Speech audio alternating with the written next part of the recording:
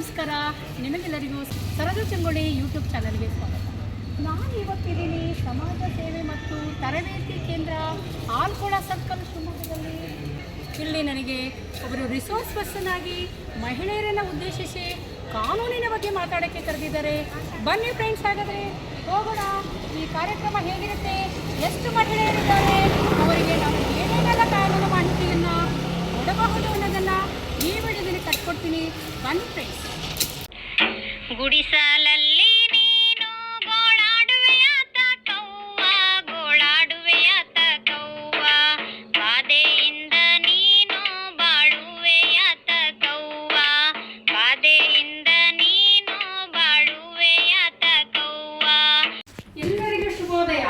ಶುಭೋದಯ. ಏನು ಮೇಡಮ್ ನನಗೆ ಟೆಸ್ಟ್ ಕೊಡ್ತಾ ಇದ್ದಾರೆ ಅಂತ ಖಂಡಿತ ಅನ್ಕೋಬೇಡಿ, ಆಯ್ತಾ? ಯಾಕೆಂದ್ರೆ ನಾನು ಯಾಕೆ ಕ್ಲಾಪ್ಸ್ ಹಾಕಕ್ ಹೇಳಿದೆ ಅಂತಂದ್ರೆ, ಯಾಕೆ ನಿಲ್ಲಕ್ ಹೇಳಿದೆ ಅಂತಂದ್ರೆ, ದೇಹ ಮತ್ತೆ ಮನಸ್ಸುಗಳು ಎರಡು ಸಕ್ರಿಯವಾಗಿದ್ದಾಗ ಮಾತ್ರ ನಾವು ಹೇಳಿರುವ ಮಾತುಗಳು ನಿಮ್ಮ ಮನಸ್ಸಿನ ಆಳದಲ್ಲಿ ಉಳಿಯುತ್ತವೆ. It is a scientific reason. ಹೌದಲ್ಲ? ನಾವು ನಿಮ್ಮ ಕಾರ್ಯಕ್ರಮಕ್ಕೆ ಬರಬೇಕಾದ್ರೆ ಕನಿಷ್ಠ 2 ಗಂಟೆಯ ತಯಾರಿ ಇರುತ್ತೆ. ನಾವು ಹೇಳಿದ್ದು ನಮ್ಮನ್ನೇ ಉಳಿಯಬಾರದು. ನಾವು ಹೇಳಿದ್ದು ನಿಮ್ಮ ಮನಸ್ಸಿನ ಆಳದಲ್ಲಿ ಉಳಿಬೇಕು ಅಂದ್ರೆ ದೇಹ ಮತ್ತೆ ಮನಸ್ಸುಗಳು ಎರಡು ಸಕ್ರಿಯವಾಗಿರ್ಬೇಕು. ಇನ್ನೊಮ್ಮೆ ಕ್ಲಾಪ್ಸ್ ಹಾಕೋಣ.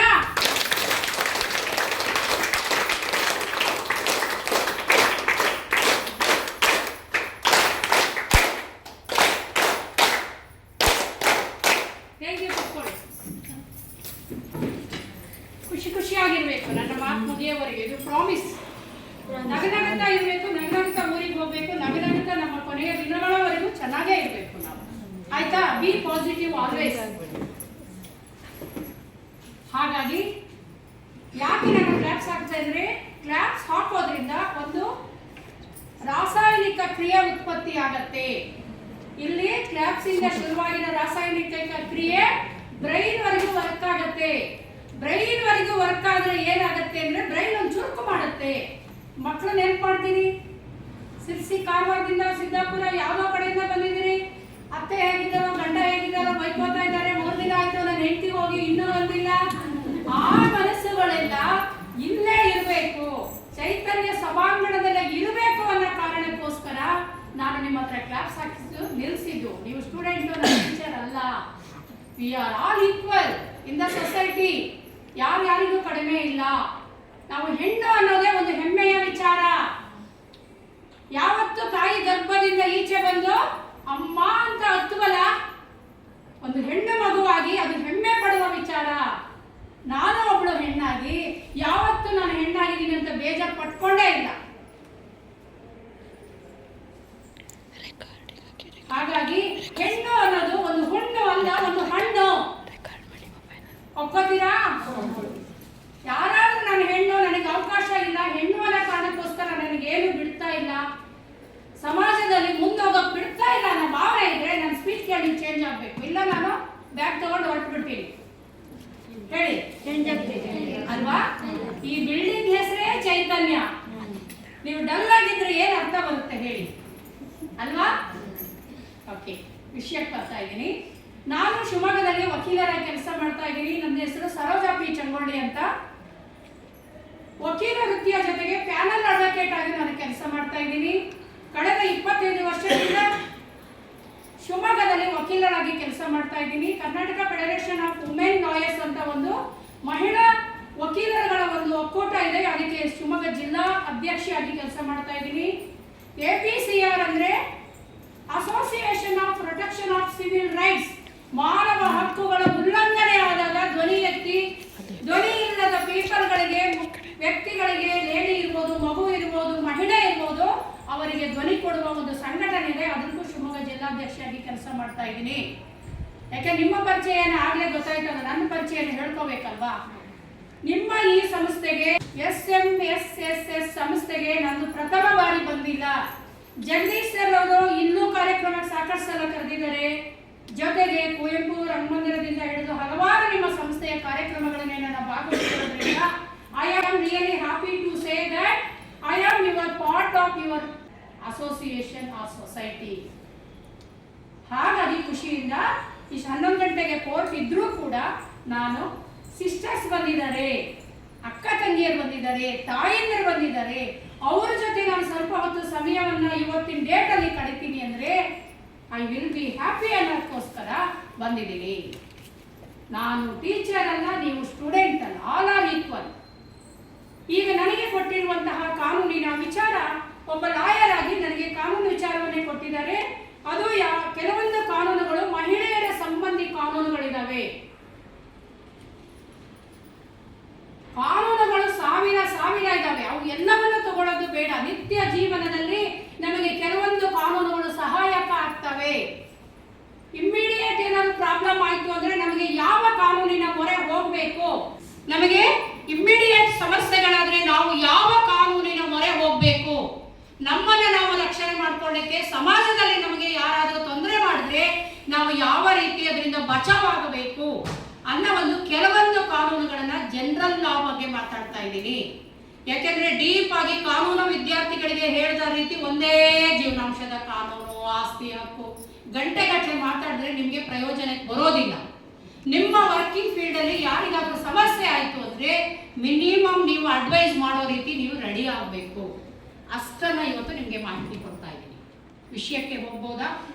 ಈಗ ಮಹಿಳೆಯರಿಗೆ ಸಂಬಂಧಪಟ್ಟಂಗೆ ಭಾರತದ ಸಂವಿಧಾನದಲ್ಲಿ ಹೇಳಿರುವ ಪ್ರಕಾರ ಭಾರತದ ನ್ಯಾಯಾಂಗ ವ್ಯವಸ್ಥೆಯಲ್ಲಿ ಹಲವಾರು ಕಾನೂನುಗಳನ್ನ ಮಹಿಳೆ ಪುರುಷನಿಗೆ ಸಮಾನವಾಗಿ ಬದುಕಬೇಕು, ಮಹಿಳೆ ಯಾವುದಕ್ಕೂ ಕಡಿಮೆ ಇಲ್ಲ, ಮಹಿಳೆ ಇಲ್ಲದೆ ಪುರುಷ ಎಂಬ ಸಮಾಜವನ್ನ ಊಹೆ ಮಾಡ್ಕೊಳ್ಳಿಕ್ಕೂ ಸಾಧ್ಯ ಇಲ್ಲ ಎಂಬ ಒಂದು ವಿಶಾಲವಾದ ಪರಿಕಲ್ಪನೆಯಲ್ಲಿ ಮಹಿಳೆ ಸ್ವತಂತ್ರವಾಗಿ ತನ್ನ ಬದುಕನ್ನು ಕಟ್ಕೋಬೇಕು, ಸ್ವತಂತ್ರವಾಗಿ ತನ್ನ ಭಾವನೆಗಳನ್ನ ವ್ಯಕ್ತಪಡಿಸಬೇಕು, ಸ್ವತಂತ್ರವಾಗಿ ಆಕೆ ಎಲ್ಲಾ ಹಕ್ಕುಗಳನ್ನು ಪುರುಷನಂತೆ ಅನುಭವಿಸಬೇಕು ಅಂತ ಹೇಳಿ ಸಾಕಷ್ಟು ಕಾನೂನುಗಳನ್ನ ನಮ್ಮ ದೇಶದ ಸಂಸತ್ತು ಜಾರಿಗೆ ತಂದಿದೆ. ಅವುಗಳಲ್ಲಿ ಹಿಂದೂ ವಿವಾಹ ಕಾಯ್ದೆ, ಮುಸ್ಲಿಂ ವಿವಾಹ ಕಾಯ್ದೆ ಇದೆ, ಕ್ರಿಶ್ಚಿಯನ್ ವಿವಾಹ ಕಾಯ್ದೆ ಇದೆ. ಹೀಗೆ ಬೇರೆ ಬೇರೆ ಧರ್ಮದವರಿಗಾಗಿ ಬೇರೆ ಬೇರೆ ಕಾನೂನುಗಳನ್ನ ನಮ್ಮ ಸಂಸತ್ತು ಜಾರಿಗೆ ತಂದಿದೆ. ಹಾಗಾದರೆ ವಿವಾಹ ಅಂದ್ರೆ ಛತ್ರ ಬುಕ್ ಮಾಡ್ತೀವಿ, ಮದುವೆ ಮಾಡ್ಕೋತೀವಿ, ಹೆಣ್ಣಿನ ಕಡೆ ಇರ್ತಾರೆ, ಗಂಡಿನ ಕಡೆ ಇರ್ತಾರೆ, ಸೇರ್ತಾರೆ, ಮದುವೆ ಮಾಡ್ಕೊಡ್ತಾರೆ, ಮಕ್ಕಳಾಗತ್ತೆ, ಸಂಸಾರ ನಡೆಯುತ್ತೆ. ಕಾನೂನು ಅನ್ನೋದು ಏನಕ್ಕೆ ಬೇಕು? ಹೌದಲ್ವಾ? ನಮ್ಮ ದಾಂಪತ್ಯ ಜೀವನ ಶುರುವಾಗಬೇಕು ಅಂದ್ರೆ ಒಂದು ಕಾನೂನು ಕಟ್ಟಳೆಯ ಬಂಧನದಲ್ಲಿ ನಮ್ಮ ಜೀವನದ ವಿವಾಹ ಅನ್ನೋದು ಪ್ರಮುಖ ಘಟ್ಟ ಶುರುವಾಗತ್ತೆ. ಅಂದ್ರೆ ಮದುವೆ ಅಂದ್ರೆ ನನಗೊಂದು ತುಂಬಾ ಬಾಯ್ಸ್ ಇಷ್ಟ, ಮಾವನ ಮಗನು ಇಷ್ಟ, ಸಣ್ಣ ಮಾವನ ಮಗನು ಇಷ್ಟ, ದೊಡ್ಡ ಮಾವನ ಮಗ ಇಷ್ಟ, ನನ್ನ ಕ್ಲಾಸ್ಮೇಟು ಇಷ್ಟ, ನಮ್ಮ ಸರ್ ಇಷ್ಟ ಆಗಿದ್ದಾರೆ, ಎಲ್ಲರೂ ಮದುವೆ ಮಾಡ್ಕೊಬಿಡದ? ಅದೇ ಅದು ಯಾರನ್ನ ಮದುವೆ ಆಗ್ಬೇಕು, ಯಾವ ವಯಸ್ಸಿನಲ್ಲಿ ಮದುವೆ ಆಗ್ಬೇಕು, ಯಾವ ರೀತಿ ಜೀವನವನ್ನ ಮಾಡಬೇಕು, ಮದುವೆ ಸರಿ ಹೋಗದೆ ಇದ್ರೆ ಯಾವ ರೀತಿಯ ಬಂಧನದಿಂದ ಹೊರಗೆ ಬರಬೇಕು ಅನ್ನೋದನ್ನೇ ವಿವಾಹ ಕಾಯ್ದೆ ಹೇಳುತ್ತೆ. ಮ್ಯಾರೇಜ್ ಆಕ್ಟ್ ಅಂತ ಇದೆ. ಆಯ್ತಾ? ಈಗ ಎಲ್ಲೋ ಮದುವೆ ಆಗ್ತೀವಿ. ಮದುವೆ ಆಗುವಾಗ ಹುಡುಗನ ವಯಸ್ಸು 21, ಹುಡುಗಿಯ ಕಾನೂನಿನ ಪ್ರಕಾರ ಮಾತಾಡಬೇಕು, ಹುಡುಗಿಗೆ 18 ವರ್ಷ ಮಿನಿಮಮ್ ಆಗಬೇಕು. ಆ ಒಂದು ವಯಸ್ಸನ್ನ ಉಲ್ಲಂಘನೆ ಮಾಡಿ ಮದುವೆ ಆದ್ರೆ ಅದು ಬಾಲ್ಯ ವಿವಾಹ ಅನ್ಸ್ಕೊಳ್ಳುತ್ತೆ. ಹುಡುಗ ಇರ್ಬೋದು, ಹುಡುಗಿ ಇರ್ಬೋದು. ಯಾಕೆ 18 ವರ್ಷವನ್ನ ಫಿಕ್ಸ್ ಮಾಡಿರ್ತಾರೆ ಹೇಳ್ತೀರಾ ಯಾರಾದ್ರೂ? ಹೇಳಿ.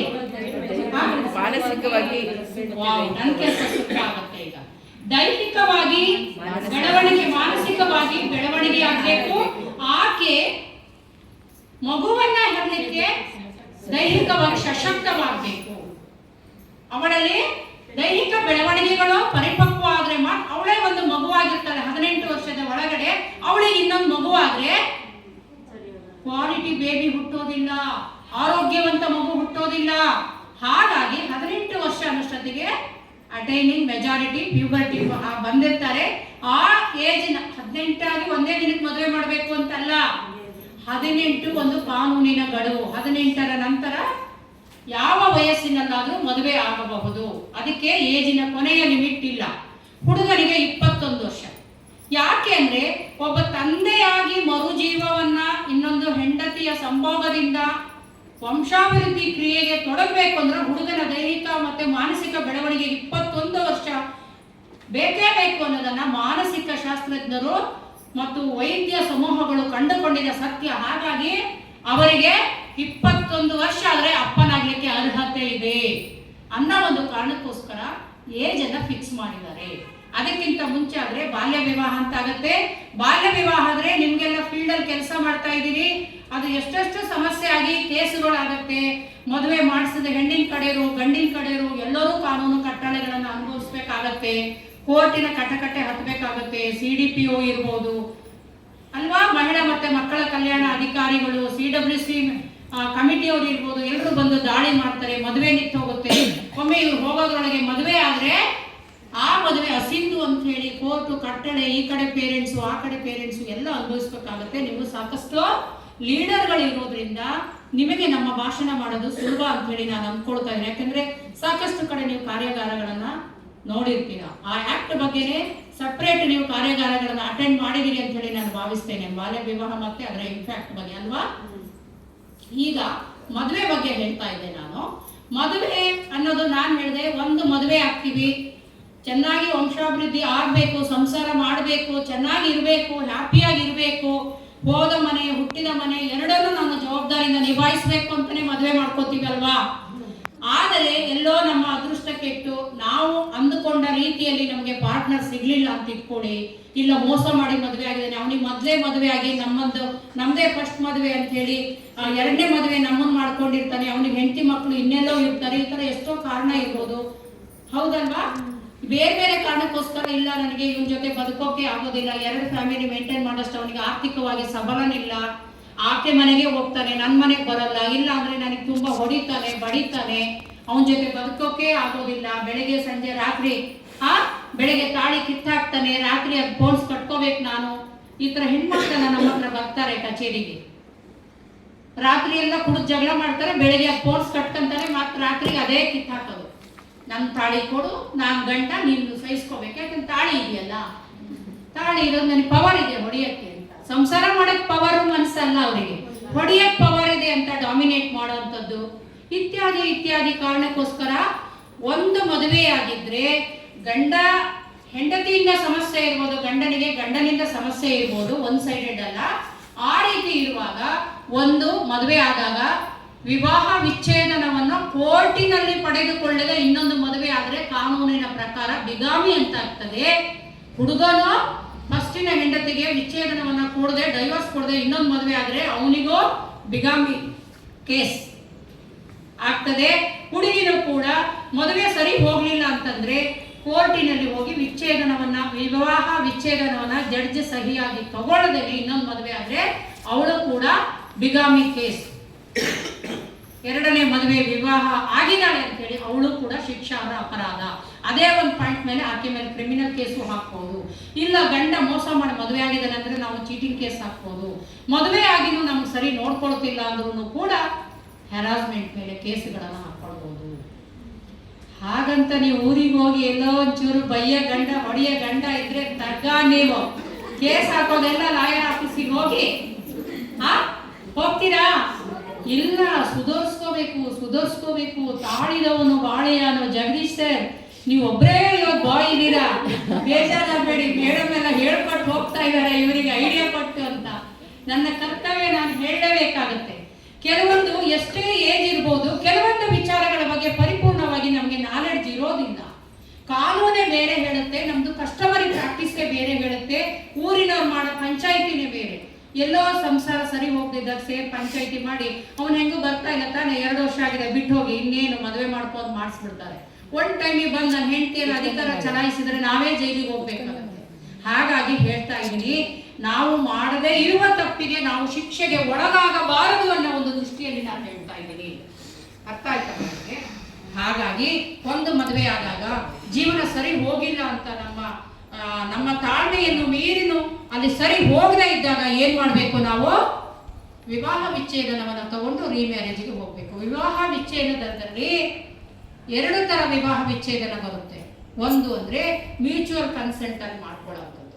ಏನೋ ಸರಿ ಹೋಗ್ಲಿಲ್ಲ, ಹಿರಿಯರೆಲ್ಲ ಪಂಚಾಯಿತಿ ಮಾಡಿದ್ರು, ಇಲ್ಲ ನಾವು ನಮ್ಮ ಗಂಡನ ಜೊತೆ ಮಾತಾಡ್ಕೊಂಡು ಕಿತ್ತಾಡೋದು ಬೇಡ, ಮಕ್ಕಳಿದ್ದವರು ಇರ್ಬೋದು, ಮಕ್ಕಳಿದ್ರೆ ಕಿತ್ತಾಡೋದು ಏನ್ ಚೆನ್ನಾಗಿರುತ್ತೆ ಅಂತ ನಾವೇ ಮಾತಾಡ್ಕೊಂಡು ಪರಸ್ಪರ ಒಪ್ಪಿಗೆಯ ಡೈವರ್ಸ್ 3 ರಿಂದ 4 ಡೇಟರ್ ಮುಗಿಯುತ್ತೆ.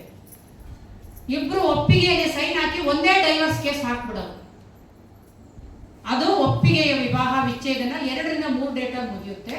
ಇಲ್ಲ ಅಂದ್ರೆ ಗಂಡನೇ ಹೆಂಡತಿ ಬೇಡ ಅಂತ ಹಾಕೋದು, ಇಲ್ಲ ಹೆಂಡತಿನೇ ಗಂಡ ಬೇಡ ಅಂತೇಳಿ ಕಂಟೆಸ್ಟೆಡ್ ಡೈವರ್ಸ್ ಅಂತ ಹೇಳ್ತಾರೆ.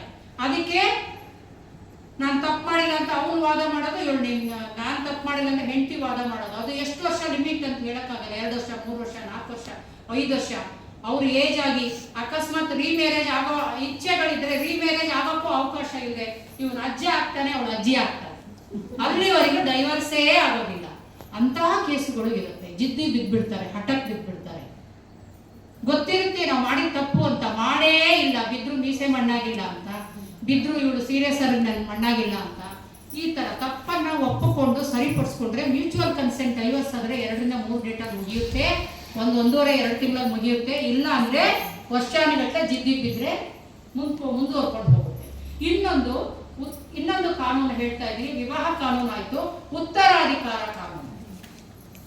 ಉತ್ತರಾಧಿಕಾರ ಕಾನೂನು ಏನ್ ಹೇಳುತ್ತೆ ಅಂತಂದ್ರೆ, ಪಿತ್ರಾರ್ಜಿತ ಮತ್ತೆ ಸ್ಮೈಲ್ ಮಾಡ್ತಾ ಇದ್ದೀರಾ, ಅರ್ಥ ಆಯ್ತು ಮೇಡಮ್, ಆಸ್ತಿ ಹಕ್ಕಿನ ಬಗ್ಗೆ ಹೇಳ್ತಾ ಇದ್ದಾರೆ ಅಂತ ಅಲ್ವಾ? ಓಕೆ. ಕೆಲವರಿಗೆ ಪರಿಪೂರ್ಣವಾದ ಜ್ಞಾನ ಇರೋದಿಲ್ಲ. ಅದು ಆಸ್ತಿಯಲ್ಲಿ ಪಿತ್ರಾರ್ಜಿತ ಆಸ್ತಿ ಬೇರೆ ಇರುತ್ತೆ, ಸ್ವಯಾರ್ಜಿತ ಆಸ್ತಿ ಬೇರೆ ಇರುತ್ತೆ. ತಂದೆ ತಾಯಿಯ ಯಾವ ಆಸ್ತಿಯಲ್ಲಿ ಎಷ್ಟು ಹಕ್ಕಿದೆ ಅನ್ನೋದು ಮಾಹಿತಿ ಪಕ್ಕ ಇಲ್ಲ ಸಾಕಷ್ಟು ಜನರಿಗೆ. ಅಯ್ಯೋ ಅವ್ರ ಮನೆ 4 ಮನೆ ಇದೆ, 5 ಎಕರೆ ಜಮೀನು ಇದೆ, ಏನೋ ಹಾಡಿ ಇದೆ, ನಮಗೆ ಕೊಟ್ಟಿಲ್ಲ ಅಂತ. ಆ ಆಸ್ತಿಯ ಮೂಲವನ್ನ ನಾವು ನೋಡ್ಕೋಬೇಕು. ಪಿತ್ರಾರ್ಜಿತ ಆಸ್ತಿಯಲ್ಲಿ ಮಹಿಳೆಗೆ ಎಷ್ಟು ಪರ್ಸೆಂಟ್ ಬರುತ್ತೆ, ಸ್ವಯಾರ್ಜಿತ ತಂದೆಯ ಆಸ್ತಿಯಲ್ಲಿ ಎಷ್ಟು ಪರ್ಸೆಂಟ್ ಬರುತ್ತೆ, ನಮಗೆ ಹಕ್ಕನ್ನ ಚಲಾಯಿಸಕ್ ಬರುತ್ತಾ ಅನ್ನೋದನ್ನ ನಾವು ಸರಿಯಾಗಿ ಅರ್ಥ ಮಾಡ್ಕೋಬೇಕು. ಇದು ಗಂಡು ಮಕ್ಕಳು ಮನೆಯಲ್ಲಿದ್ರೆ, ಗಂಡು ಮಕ್ಕಳಿಂದ ಹೆಣ್ಮಕ್ಳೇ ಹುಟ್ಟಿದ್ರೆ ತಂದೆ ತಾಯಿ ಕಾಲ ನಂತರ ಹೆಣ್ಮಕ್ಳಿಗೆ ಶೇರ್ ಆಗುತ್ತೆ. ಅದೇನು ಕಾನೂನಿನೇನು ಲಾಯರ್ ಏನು ಹೇಳೋದು ಬೇಡ. ಆದರೆ ಆಸ್ತಿ ಇರುತ್ತೆ, ಗಂಡು ಮಕ್ಕಳು ಇರ್ತಾರೆ, ಹೆಣ್ಮಕ್ಳು ಇರ್ತಾರೆ. ತಂದೆ ತಾಯಿಯ ಕಾಲಾನಂತರದಲ್ಲಿ ಅದು ಪಿತ್ರಾರ್ಜಿತ ಆಸ್ತಿ ಆಗಿದ್ದರೆ ಆ ಆಸ್ತಿಯಲ್ಲಿ ಕುಟುಂಬ ಅಂದ್ರೆ ತಂದೆ ತಾಯಿಗೆ ಹುಟ್ಟಿದ ಗಂಡು ಮಕ್ಕಳಿಗೆ ಎಷ್ಟು ಪಾಲು ಬರ್ತದೋ ಸಮಾನವಾಗಿ ಅಷ್ಟೇ ಸಮಾನವಾದ ಪಾಲು ಹೆಣ್ಣು ಮಕ್ಕಳಿಗೂ ಬರುತ್ತೆ. ಅದು ತಲಾಂತರದಿಂದ ಬಂದ ಪಿತ್ರಾರ್ಜಿತ ಆನ್ಸೆಸ್ಟ್ರಲ್ ಪ್ರಾಪರ್ಟಿ ಅಂತ ಹೇಳ್ತಾರೆ. ಅದರಲ್ಲಿ ಸಮಾನ ಹಕ್ಕು ಬರುತ್ತೆ. ನಿಮ್ಗೆ ಆಸ್ತಿನೂ ಕೊಟ್ಟಿಲ್ಲ, ಗಂಡನ ಮನೆಯಲ್ಲೂ ಚೆನ್ನಾಗಿಲ್ಲ, ಮನೆ ಪರಿಸ್ಥಿತಿ ಸರಿ ಇಲ್ಲ, ಖರ್ಚಿಗಿಲ್ಲ, ಅವ್ರು ಚೆನ್ನಾಗಿದ್ದು ನಾವೇ ಬಡವೆಯಾಗಿರ್ಬೇಕು ಅಲ್ವಾ?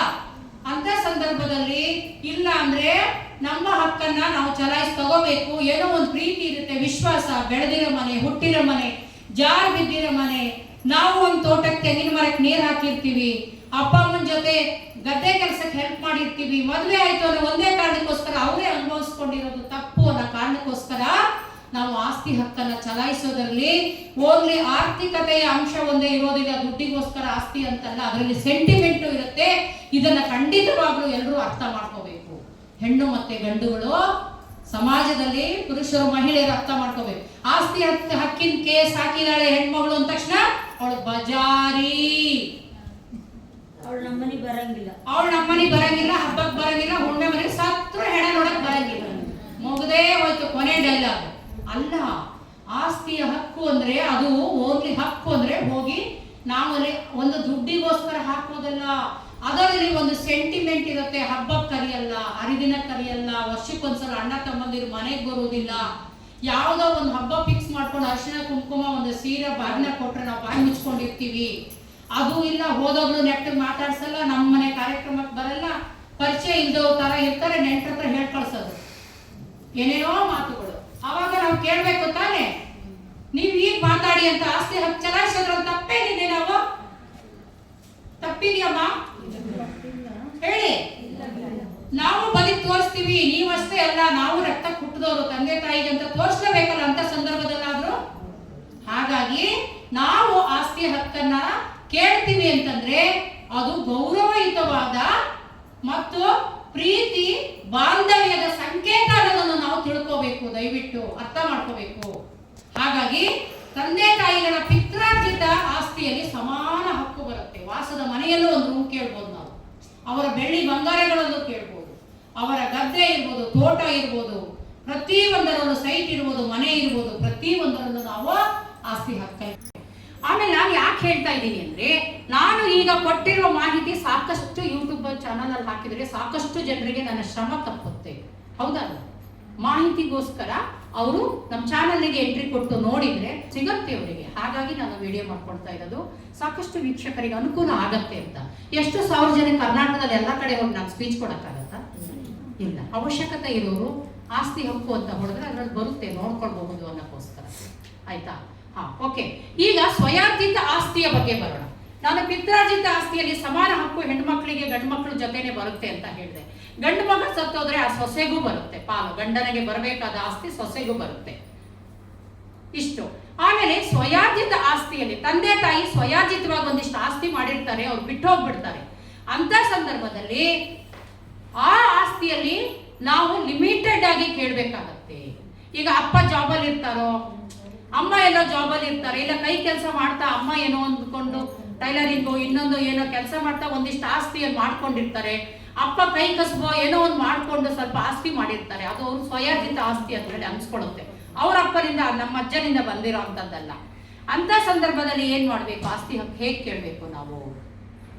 ಆಗ ಅವರ ಸ್ವಯಾರ್ಜಿತ ಆಸ್ತಿಯನ್ನು ಹೊಂದಿದ ತಂದೆ ಇಲ್ಲ ತಾಯಿ, ನಮ್ಮ ತಂದೆ ಅಥವಾ ತಾಯಿ, ಅವರು ಬೇರೆಯವರಿಗೆ ದಾನ ಮಾಡಿ ಸಾಯದೇ ಇದ್ರೆ, ಇಲ್ಲ ಅವರಿಗೆ ಯಾರಿಗೂ ವಿಲ್ ಮಾಡದೇ ಇದ್ರೆ, ಮರಣ ಶಾಸನ ಇಂಥವ್ರಿಗೆ ಹೋಗ್ಬೇಕು ಅಂತ ಬರೀದೇ ಇದ್ರೆ, ಇಲ್ಲ ನನ್ನ ಮಕ್ಕಳು ಚೆನ್ನಾಗಿ ನೋಡ್ಕೊಳ್ಳಲ್ಲ, ಇನ್ನು ಮಕ್ಕಳಿಗೆ ಆಸ್ತಿನೇ ಹೋಗ್ಬಾರ್ದು ಅಂತ ಯಾವುದೋ ಒಂದು ಅಂಗನವಾಡಿಗೋ ಸಮಾಜ ಸೇವಾ ಸಂಸ್ಥೆಗಳಿಗೋ ಟ್ರಸ್ಟಿಗೋ ಬರೀಬಹುದು ಅವರು, ಸ್ವಂತ ಆಸ್ತಿ ಆಗಿದ್ರೆ.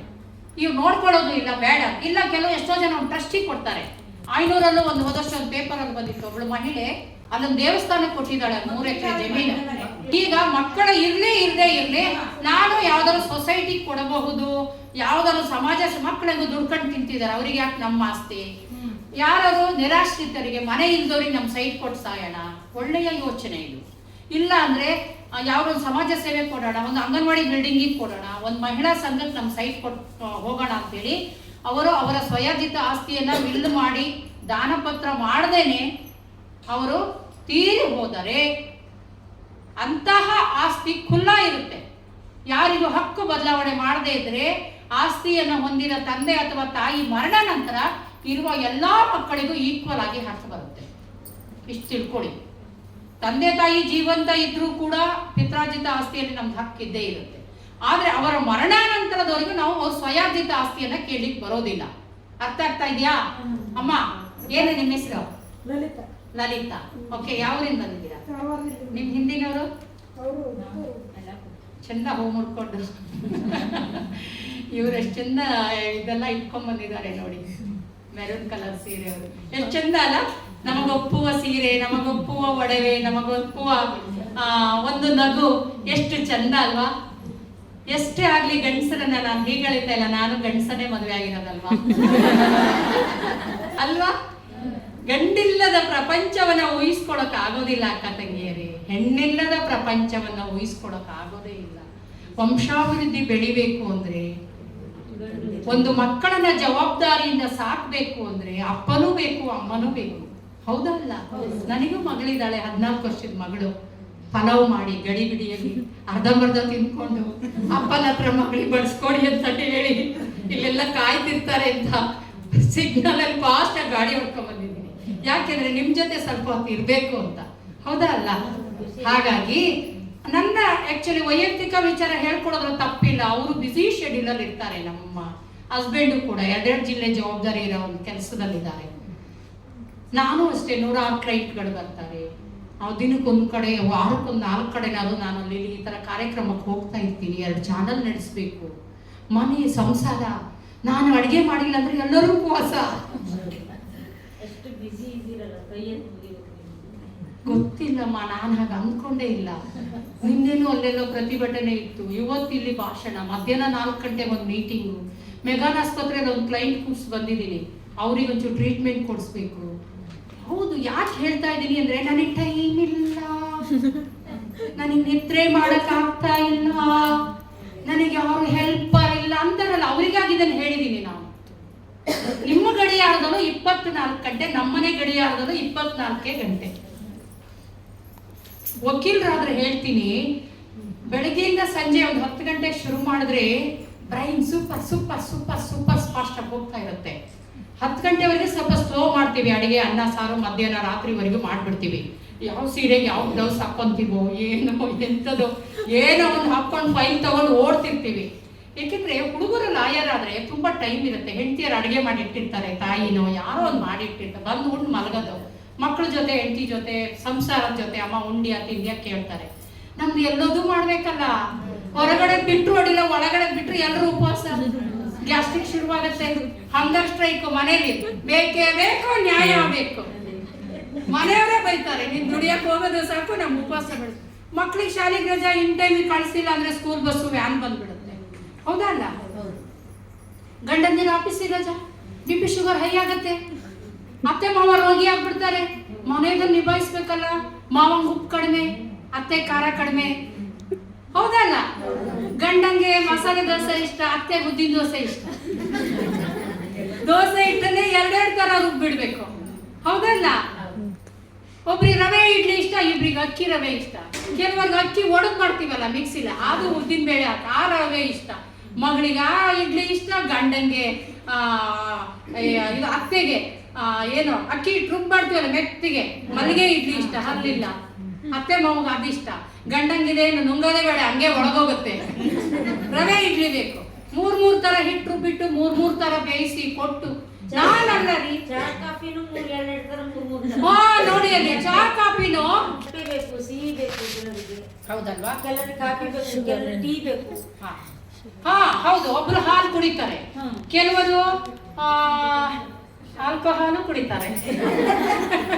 ಕೆಲವರಿಗೆ ಬಾದಾಮಿ ಹಾಲು ಮಕ್ಕಳಿಗೆ, ಅವರಿಗೆ ಚಪ್ಪೇಟಿ, ಒಬ್ರಿಗೆ ಕಾಫಿ, ಒಬ್ರಿಗೆ ಶುಗರ್, ಒಬ್ರಿಗೆ BP, ಕೊಲೆಸ್ಟ್ರಾಲ್. ವೆರೈಟಿ ಅಲ್ವಾ? ತಪ್ಪು ಅಂತ ಹೇಳ್ತಿಲ್ಲ. ನಮ್ಮ ಸಹನೆ, ನಮ್ಮ ಪಾತ್ರಗಳು ಯಾವ ತರ ಇರುತ್ತೆ ಮಹಿಳೆಯರ ಪಾತ್ರ. ಮಹಿಳೆ ಅನ್ನೋದು ಒಂದು ಹೆಣ್ಣು ಅನ್ನೋದು ಒಂದು ಹಣ್ಣು ಅಂತ ಹೇಳಿದೆ, ಒಂದು ಹೂವು. ಅದು ಬಾಡಿ ಹೋಯ್ತು ಅಂದ್ರೆ, ನಮ್ಮ ಆರೋಗ್ಯ ಕೆಟ್ಟೋಯ್ತು ಅಂದ್ರೆ ಮನೆಯವರ ಆರೋಗ್ಯ ಎಲ್ಲ ಕೆಟ್ಟೋಗ್ಬಿಡತ್ತೆ. ನನಗೆ ಕೊಟ್ಟಿರೋ ಸಮಯ ಮುಗಿತಾ ಬಂತು, ನಿಲ್ಸ್ಬೋದಾ? ಹೇಳಿ ಮೇಡಮ್.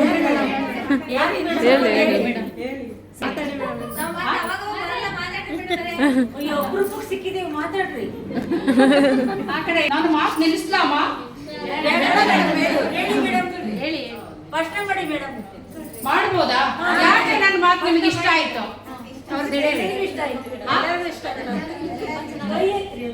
ಅಲ್ಲ, ಅವ್ರಿಗೆ ಹೇಳಿ ಹಚ್ಬೇಡಿ, ಅವ್ರ ಮನ್ಸಲ್ಲಿ ಬರ್ಬೇಕಲ್ಲ. ನನ್ನ ಮಾತು ನಿಮಗೆ ಬೋರ್ ಆಗ್ತಾ ಇದೆಯಾ?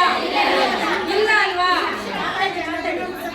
ಫಸ್ಟ್ ಮನೆ ಗೆದ್ದು ಮಾರು ಗೆದೆ ಅಂತಾರೆ. ನಮ್ಮಲ್ಲಿ ನಾವು ತಿಳುವಳಿಕೆ ಮಾಡ್ಕೊಳ್ದೆ ಯಾರಿಗೋ ಭಾಷಣ ಮಾಡಿದ್ರೆ ಏನ್ ಅರ್ಥ ಬಂತು ಅಲ್ವಾ? ಅಲ್ವಾ? ನಾವು ಮಾತನಾಡುವಾಗ ನಿಮಗೆ 1 ಬೆರಳು ತೋರಿಸಿದ್ರೆ 4 ಬೆರಳು ಸರೋಜಪ್ಪಿ ಚಂಗೋಳಿ ನೀ ಸರಿ ಇಲ್ಲ ಅಂತ ನನ್ನ ಕಡೆ ತೋರಿಸುತ್ತೆ. ಫಸ್ಟ್ ನಿನ್ ಬಗ್ಗೆ ನೀನ್ ತಿಳ್ಕೊ, ಆಮೇಲೆ ಬೇರೆಯವ್ರಿಗೆ ಪಾಠ ಮಾಡಿ. ನೋಡಿ, ಅಮ್ಮ ಕೈ ಎತ್ತುತ್ತಾ ಇದ್ದಾರೆ ನೋಡಿ ಮೇಡಮ್ ಅವರು. ನಿಮಗೆ ಭಾಷಣ ಬೇಕಾ ಸಾಕ?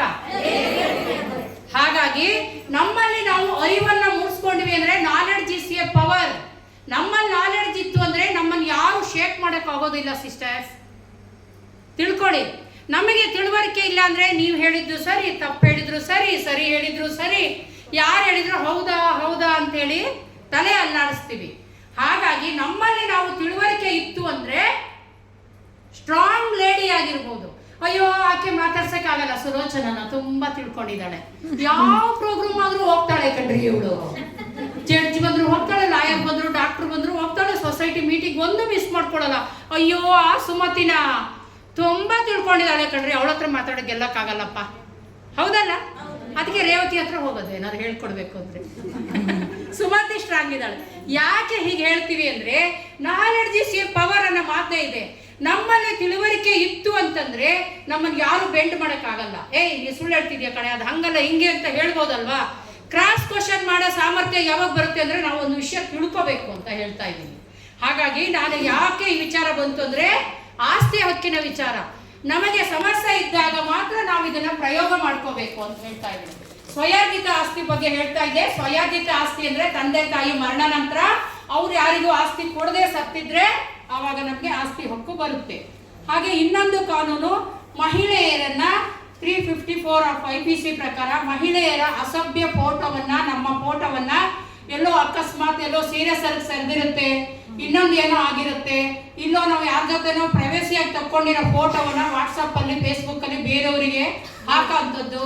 ನೋಡು ನಿನ್ ಫೋಟೋ ಫೇಸ್ಬುಕ್ ಅಲ್ಲಿ ವಾಟ್ಸಪ್ ಅಲ್ಲಿ ಹಾಕ್ತೀನಿ, ನೀ ಹೇಳ್ದಂಗೆ ನಾ ಕೇಳೋದಲ್ಲ, ನಾ ಹೇಳ್ದಂಗೆ ನೀನ್ ಕೇಳ್ಬೇಕು ಅಂತ ಹೇಳಿ ಹೆದರ್ಸೋಂಥದ್ದು, ಥ್ರೆಟ್ ಮಾಡೋಂಥದ್ದು, ದುಡ್ಡು ಕೊಡು ಅಂತ ಹೇಳೋಂಥದ್ದು, ಇದೆಲ್ಲ ಕಾನೂನಿನ ಪ್ರಕಾರ ಅಂತ ವ್ಯಕ್ತಿಗಳ ಮೇಲೆ ಕಂಪ್ಲೇಂಟ್ ಕೊಟ್ರೆ ಕಾನೂನಿನ ಪ್ರಕಾರ ಶಿಕ್ಷಣ ಅಪರಾಧ. ಅಂದ್ರೆ ನಮ್ಮ ಮಾನವನ್ನ, ನಮ್ಮ ಮರ್ಯಾದೆಯನ್ನ, ನಮ್ಮ ಘನತೆಯನ್ನ ಕಾಪಾಡ್ಕೊಳ್ಳಿಕ್ಕೆ ನಮಗೆ ಮಹಿಳೆಯರಿಗೆ ನಮಗೆ ಕಾನೂನಲ್ಲಿ ಹಕ್ಕುಗಳು ಇದೆ. ಹಾಗೆ ಲೈಂಗಿಕ ದೌರ್ಜನ್ಯದ ವಿರುದ್ಧ ನಮ್ಮನ್ನ ರಕ್ಷಣೆ ಮಾಡುವಂತ ಇನ್ನೊಂದು ಕಾನೂನು ಇದೆ. ಅದು ಯಾವುದು ಅಂದ್ರೆ 18 ವರ್ಷದ ಒಳಗಿನ ಗಂಡು ಇರ್ಬೋದು ಹೆಣ್ಣು ಇರ್ಬೋದು ಅವರ ಮೇಲೆ ದೌರ್ಜನ್ಯಗಳಾದಾಗ ನಮ್ಮನ್ನ ನಾವು ರಕ್ಷಣೆ ಮಾಡ್ಕೊಳ್ಳೋಕೆ ಪೋಕ್ಸೋ ಕಾನೂನು ಅಂತ ಇದೆ. ಆ ಒಂದು ಪೋಕ್ಸೋ ಕಾನೂನಿನ ಪ್ರಕಾರವಾಗಿ ನಮ್ಮನ್ನ ನಾವು ರಕ್ಷಣೆ ಮಾಡ್ಕೊಳ್ಳುವಂಥದ್ದು. ಅದು ಕೆಲವರು ತಿಳ್ಕೊಂಡ್ಬಿಟ್ಟಿದ್ದಾರೆ, ಹೆಣ್ಣು ಮಕ್ಕಳು 18 ವರ್ಷದ ಒಳಗಿನವರು ಇದ್ರೆ ಮಾತ್ರ ಅವರು ಮಾತ್ರ ಈ ಕಾನೂನಿನ ಬೆನಿಫಿಟ್ ಅನ್ನು ತಗೊಳ್ಬಹುದು ಅಂತ.